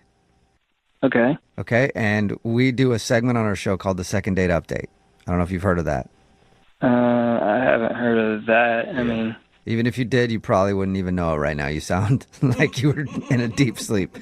So if you go out on a date with somebody and then don't call them back after, that person can email us to get you on the phone and find out what happened. Okay. So we got an email about you from a woman named Ashley. I know an Ashley. Okay. Okay, and the Ashley that we're talking about is hopefully the same one that you say you know. She plays the bass in a band. Okay, yeah, I know her. Yep, and you guys hung out the other night. You watched her show, hung out at the bar, and then made out with her at her place? Okay, yeah. He's Yeah, like, yeah, okay. I'm on the same All page right. as you finally. Sounds like you're starting to get with it some more. Well, Good morning. Ashley emailed us because she hasn't heard back from you and she wants to know if she did something wrong. Oh, okay. I mean, yeah, she texted me a few days ago, and I don't know if I should really get back to her. I mean, it was a good time, but I don't know, you know. What's making you question it? I don't know. I mean, we went back to her place after her show, and, you know, everything was great. We talked quite a bit. We made out a little bit. It was cool. It was a good time. Yeah, she told us all of that. So she thinks the problem is she had a bunch of weird art, and it kind of creeped her out or weirded you out some way. Actually, that was pretty cool. Like, it was pretty cool. Okay, so it's not the art. What is it then? Because it sounds like you guys have a lot in common. I don't know. At the end, things just got kind of weird, you know? Okay, what specifically happened at the end? We got done making out. We kind of went just chilling on the couch, kind of chatting, started to get tired. Sound like a tired guy a lot, so I can see you need to leave. Yeah. Yeah. But, I mean, it was late. It was probably around, like, I don't know, 1:45, 2 or something at that point. So I had a legitimate reason. But I said, you know, I probably should get going. She's like, okay, cool. Why don't I walk you out? And then I was like, you know, you don't need to, but she insisted. So, so as we're walking towards my car, she got really serious. And she's like, yeah, just looks like I'm going to actually have to be moving out of my place. And she said, like, just being a part of the band just doesn't pay enough. It's not cutting it. Right. And she said that she had just lost her day job, and she's just really hurting. Wow, that sucks. And Billy don't date broke chicks. Is that it? All right, then bye. Yeah, all right, get out of here then. I only date chicks with jobs. My name's Billy. I'm going to go take a nap now. Is that what happened? No, it was the fact that, like, after that, she actually asked me for a donation. Like for rent or for food or like anything I could help out with. A donation? Like she set up her own GoFundMe page and she wanted you to contribute? Essentially, she went old school. She asked me to walk to an ATM with her. What? Wow. Hold on. Yeah. She looked like she was about to cry, and so I was like, I felt compelled in that moment to give her some money, so I actually gave her $300. $300?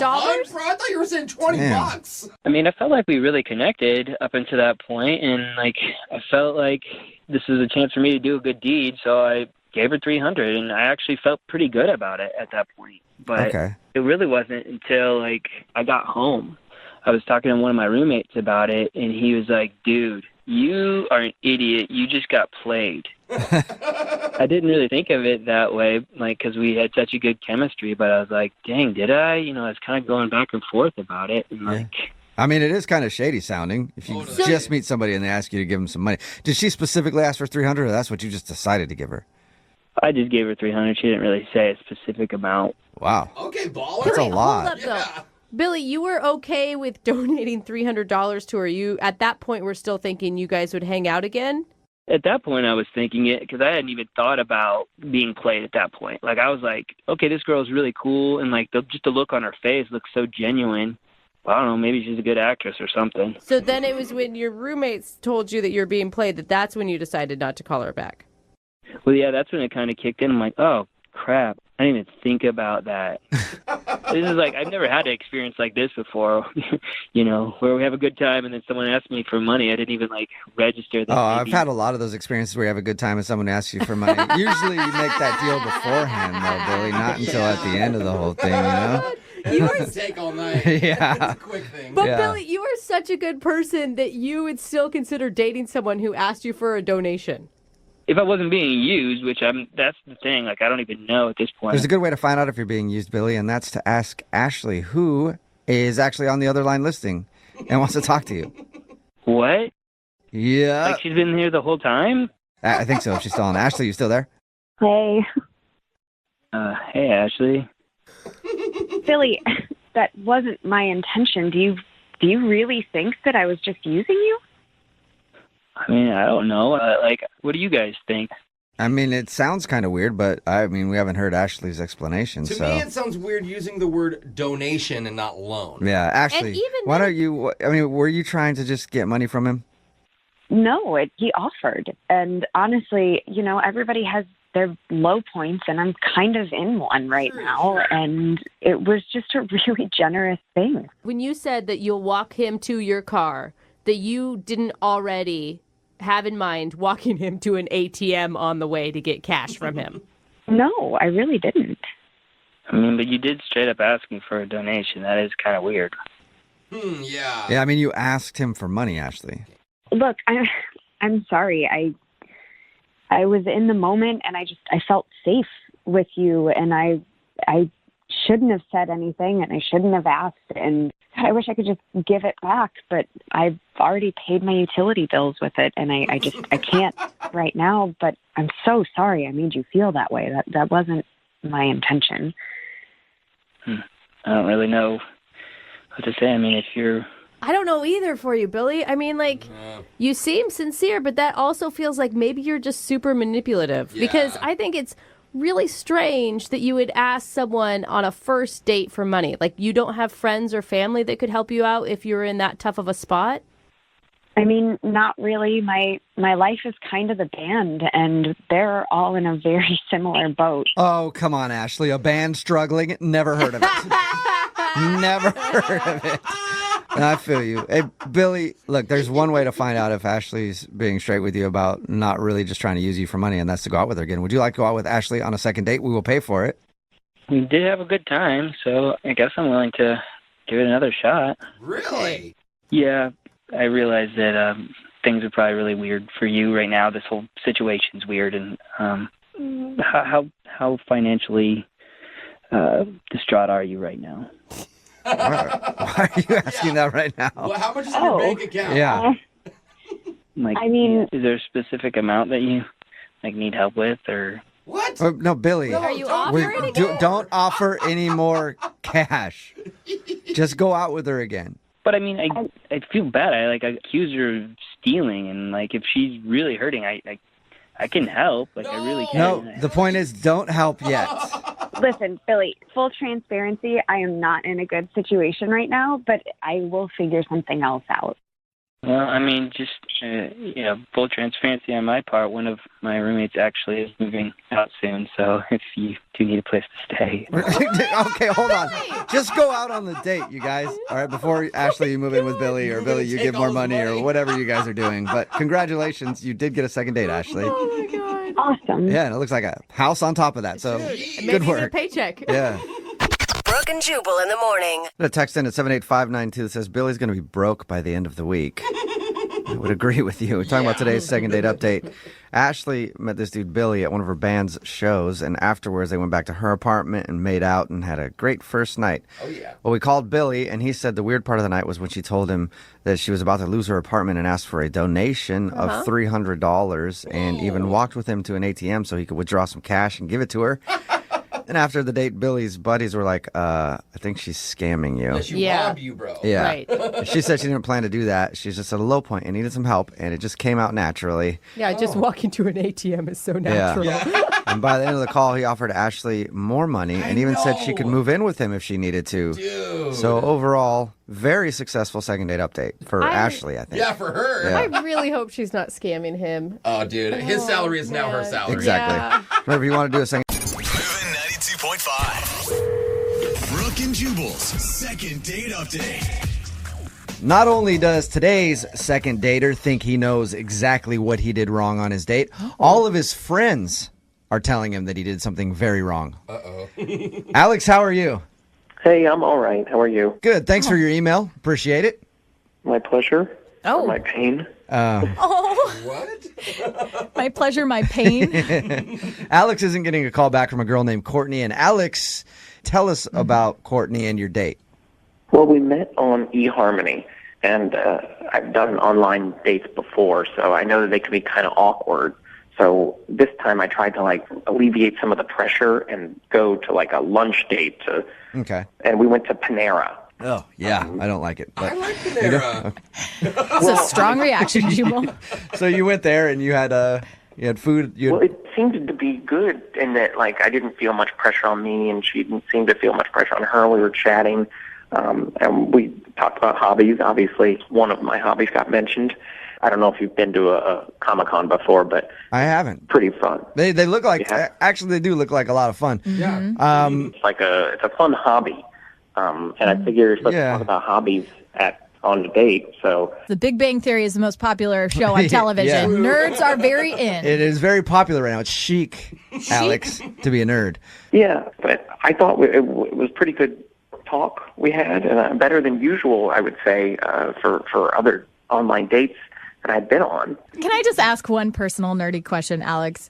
I got to know, what do you dress up when you go to Comic-Con as? Well, there's an X-Men named Gambit. Oh, yeah. Gambit? Nice. I love That's awesome. Gambit. The guy that throws the cards, right? Yeah. Is that Gambit? Yeah, it is. Yeah, well, I don't want to brag, but when I go as Gambit, I go all out. Trench coat, purple abs, the oversized playing cards, pretty much have it all. All right. Do you do the thick Cajun accent as well? I try to. I guess it's hard to maintain, but I do my best. Full character, though. Nice. Awesome. Now, when you told her that you dress up and go to Comic-Con, did she seem weird about it? I don't think she did. I think she, if anything, I guess maybe I'm having difficulty reading her, and that's why she's not writing or calling back. But I thought it was just like a regular conversation topic. It's just that when I mentioned it to my friends, they're like, "Oh, that's the problem." When you ended the date with her, was everything good? Did it seem like there would be a second date? It seemed like it. I mean, it wasn't like a real romantic in the middle of the day, so I just sort of gave her a peck on the cheek, but she didn't seem to push away. Well, that's good. It was like when she was walking away, you just snatched a peck on the cheek and then ran away. Drive-by kiss. Yeah, so she was there for the peck on the cheek. She liked it. In my view, she did. Okay. She didn't resist. Who could resist you, Alex? Oh, yeah. You sure you're not leaving anything out, Alex? Not that I can think of. How many times have you tried to get a hold of her? Well, I don't want to be too obsessive, so I just left a message and then called at a different time and didn't leave a message, and then I sent a couple of texts, but the texts were in succession. All right, Gambit, well, hang on. We're going to play a song, come back, and get your superpowered second date update, all right? Okay. All right, man, hold on. Moving 92.5. Brooke and Jubal in the mornings. Second date update. Hey, Alex?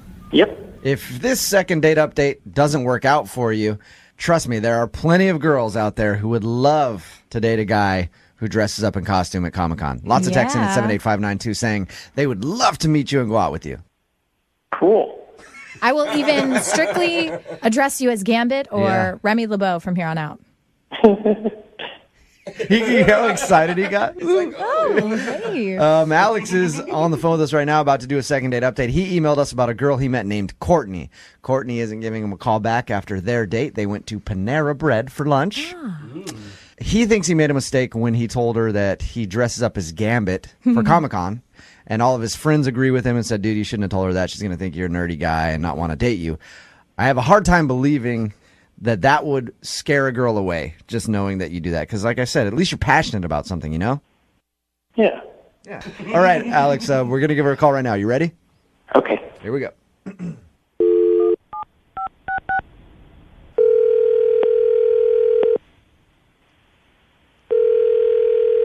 Hello?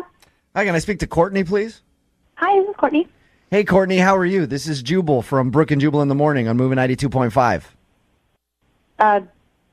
Sorry? This is Jubal from Brooke and Jubal in the Morning on the radio station Moving 92.5. You got a second? Sorry, what's this about? I don't know. Do you listen to the show at all, Courtney? Have you heard the second date update before? Yes, sometimes. Sometimes, okay. You recently went out on a date with one of our listeners who wants to do a second date update on you. Oh, jeez. Okay. His name is Alex. Yeah. Yeah. Have you been on many dates other than with Alex lately? Not really, but... Did you like Alex? Did you enjoy your date? Oh, well, he's really nice. This is really weird. This is really strange. Courtney, let me ask you a question. Alex talked to us, and he shared with us that he thinks the fact that he told you that he dresses up for Comic-Con might have been a turnoff for you. Oh, he is... I don't know. I didn't really know what it was, and he was trying to tell me about it, and I went home and I just Googled it because I didn't really know what he was talking about. Uh-huh. And it's like grown adult people like dressing in costumes. Yeah.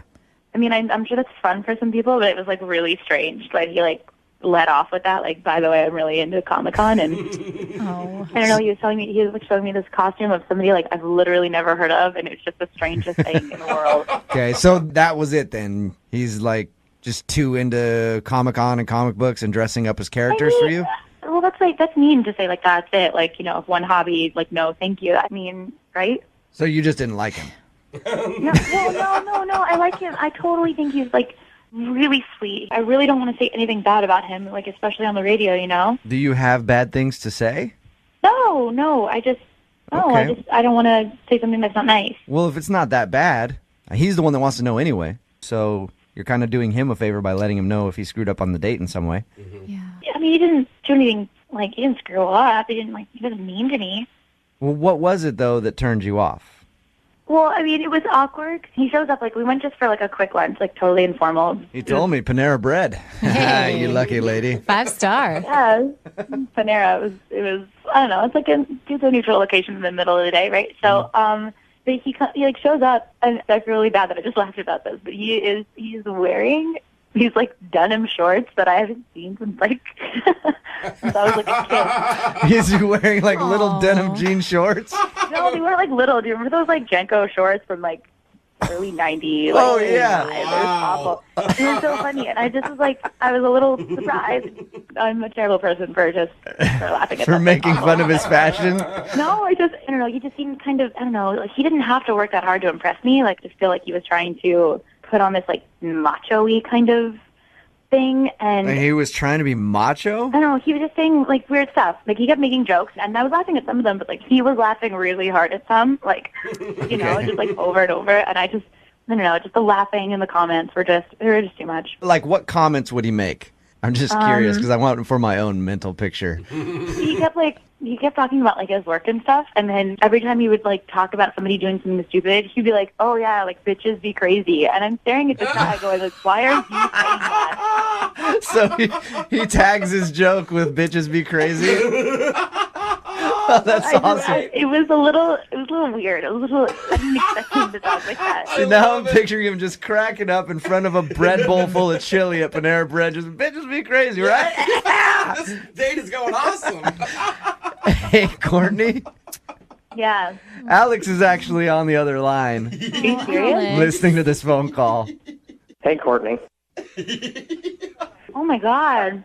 So, Oh my God. I'm so sorry. I just said that. well, I didn't know you didn't, you just, I didn't think the jean shorts were that bad. It's just not sexy. You know? I mean, I don't have like the best fashion sense, but it doesn't really matter. As a guy who's into fashion, Alex, sometimes I wear some things that people don't understand either. You just got to go with it and be yourself. Wear it with confidence. So you wear those jean shorts whenever you want to. That's all it's about. I mean, I think Macklemore had a whole song about it. Wear whatever you want. Yeah, no, those jean shorts can never see the light of day again. Oh, come on.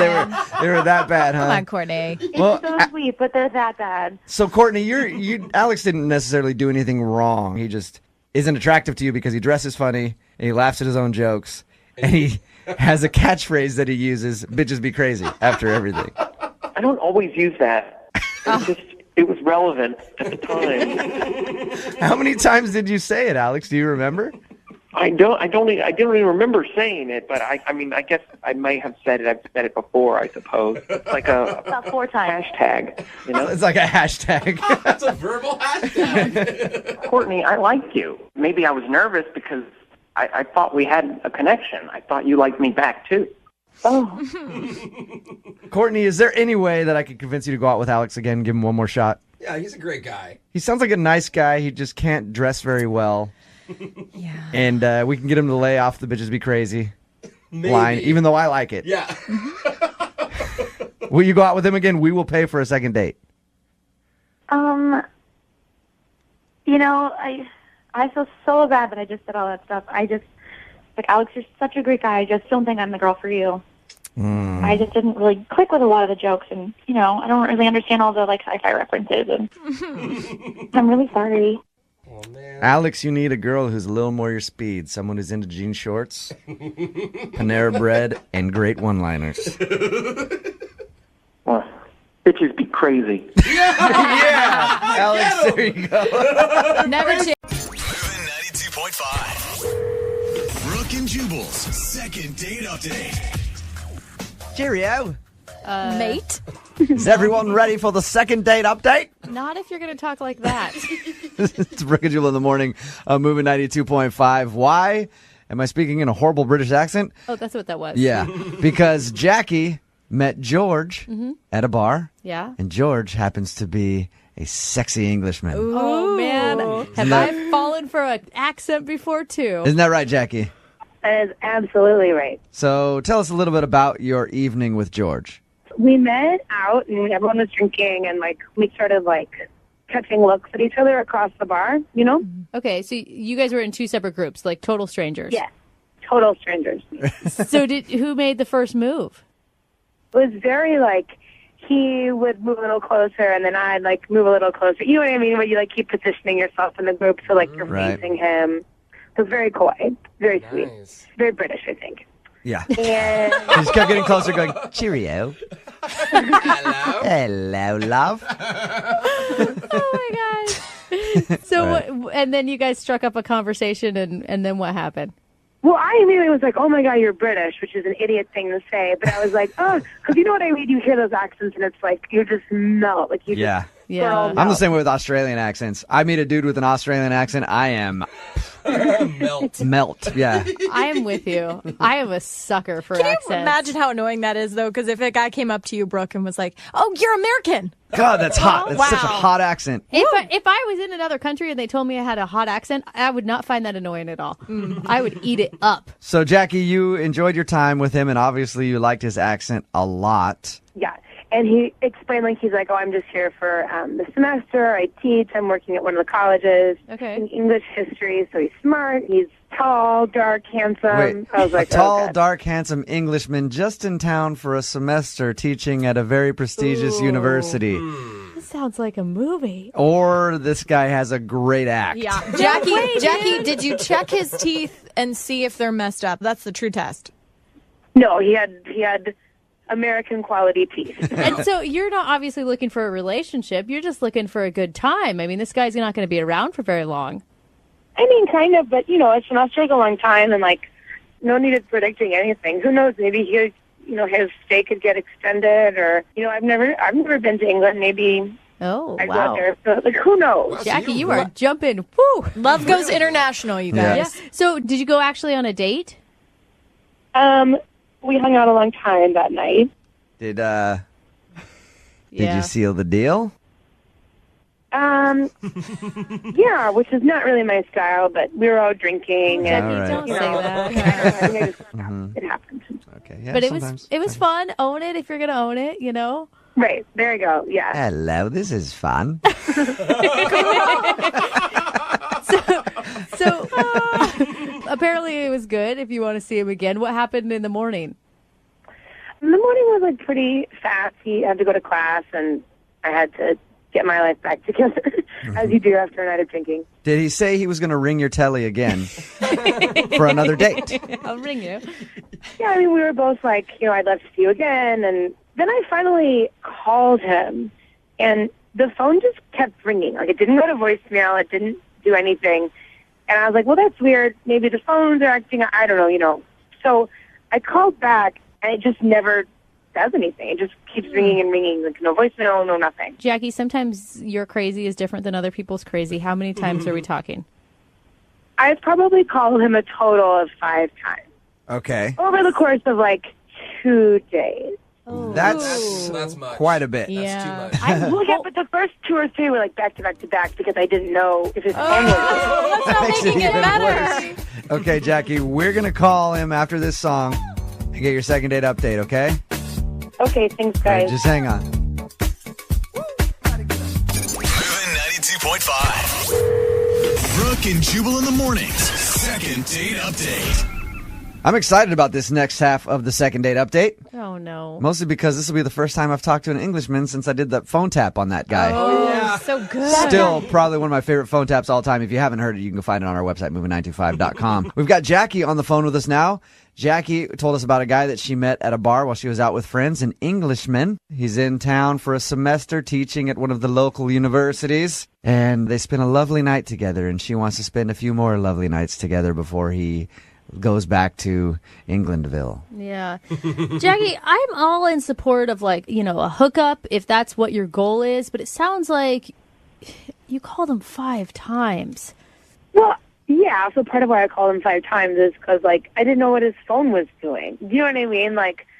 I get it. It's totally bananas that I was called him 3 times in a row. But I was like, oh my God, is his phone? I don't know. Sometimes phones are weird and they act up and you have to especially for an English guy. Maybe you're down not enough numbers. Maybe you need 17 numbers in there. You need the country code? Yeah. I don't think so. All right. No, it was an American phone. All right, Jackie, you ready to call him? Ready. Here we go.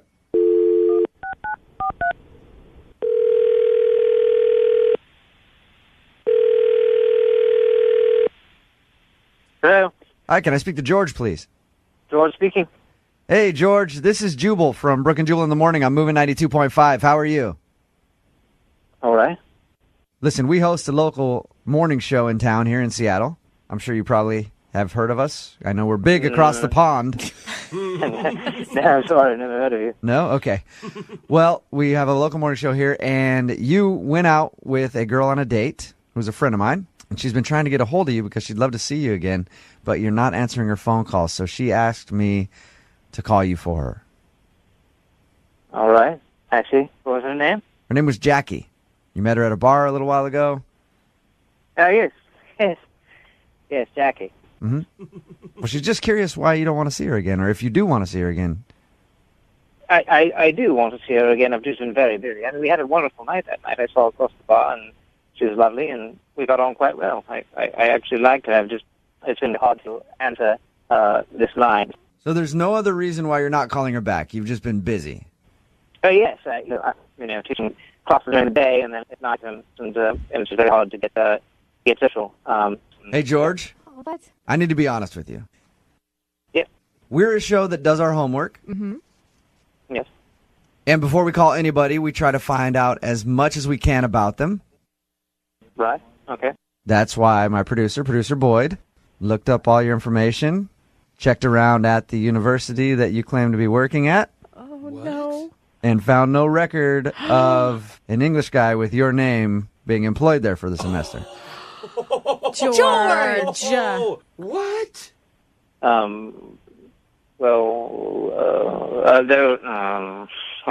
George, be honest. What the hell, dude? Red-handed. Did you put on a whole act just to get a girl in bed or what? Okay, listen. All right, my name's not George. I knew it! You sounded too much like a character from Clue and not enough like a real English person. Oh, you big fat liar, George. Well, my brothers and I and my friends, we use the accent because, it helps. It helps to pick up chicks. Yeah. My name's actually Kevin. Kevin, do you really have a separate phone line for, your British George character? Yeah, this is my British phone. Oh my God! So what do you do then? Okay, so you gave her this romantic story about how you're in from London and you're teaching for the semester, and I'm just an educated man looking to have a little fun while I'm in town. Who are you? Who are you, Kevin? Well, I actually live in town. I live by the airport. Okay. And I work at Target. Hey, That's Kevin, such a contrast. So you lied. Do you regret lying to Jackie that night? There's no harm intended. I actually really like Jackie. It's more interesting being a professor from the UK than a cashier at Target, isn't it? Definitely, yeah. That story is perfect. And that's why I didn't answer the phone, because, how am I going to keep it going? Right. Hey, George. Yeah, go ahead. George or Kevin or whatever your name is. Yeah. Jackie is actually on the other line right now and heard everything you just said. I can't believe your name is Kevin. Oh my God. Oh my. Now what? Yeah, I'm sorry. It's Kevin. Yes. You're sorry you lied to me for an entire night and then didn't call me back? Well. But you lied to me all night about wanting to show me all the beautiful things in London and wanting to take me to Big Ben and how beautiful it is when the fog lifts in the morning. Is all of that just a lie? It has to be. It is. Obviously, because the fog doesn't lift in the morning, but yeah. No, I have an uncle that he grew up in London, and that's how I knew about those things. So it was kind of a lie, but it's from real sources. And Jackie, real sources. And Jackie, he kind of delivered on his. 100% now. Jackie, he did kind of deliver on his promise. He took you to see Big Ben later, right? Yes, he did. Dude, why do you have to have such a weird way to pick up women? Why can't you just be a normal, great guy and pick up women? If you have to lie just to get someone to go home with you, would you have gone home with me if I told you I was a cashier at Target and lived by the airport? Interesting. Long pause. Yeah. I know the answer to that because it's happened to me before. I mean, women are looking for somebody that'll support them, and I know this is a bullshit way to get laid, but Well, George or Kevin, it's not a bullshit way to get laid because it worked. Oh. Yeah. So. No, tell it. It's an efficient way. Yeah. But you actually, Jackie, he says he likes you and would like to see you again. Would you give him a shot? We will pay for you to go out again on a second date. And you can go out with the American guy named Kevin, who lives by the airport and works at Target, and see if you actually enjoy his company. So think about the story you could tell your friends, you met this British guy at the bar, and then he turned out to be Kevin at Target, and he's a really nice guy, and I like him. Oh, nice, Kevin. this is maybe against my better judgment, but he is a really sweet guy, even though he's possibly a compulsive liar. Wow, those are some famous flashbacks right there. As many questions as I want to, and you have to answer them brutally honestly, then yes, I will go on a second date with you. Yes. Jackie, are you not worried this is a major red flag? What if he turns out to have 12 kids and is an ex-con? Well, then he'll have to tell me that because I get to ask questions and he has to be honest.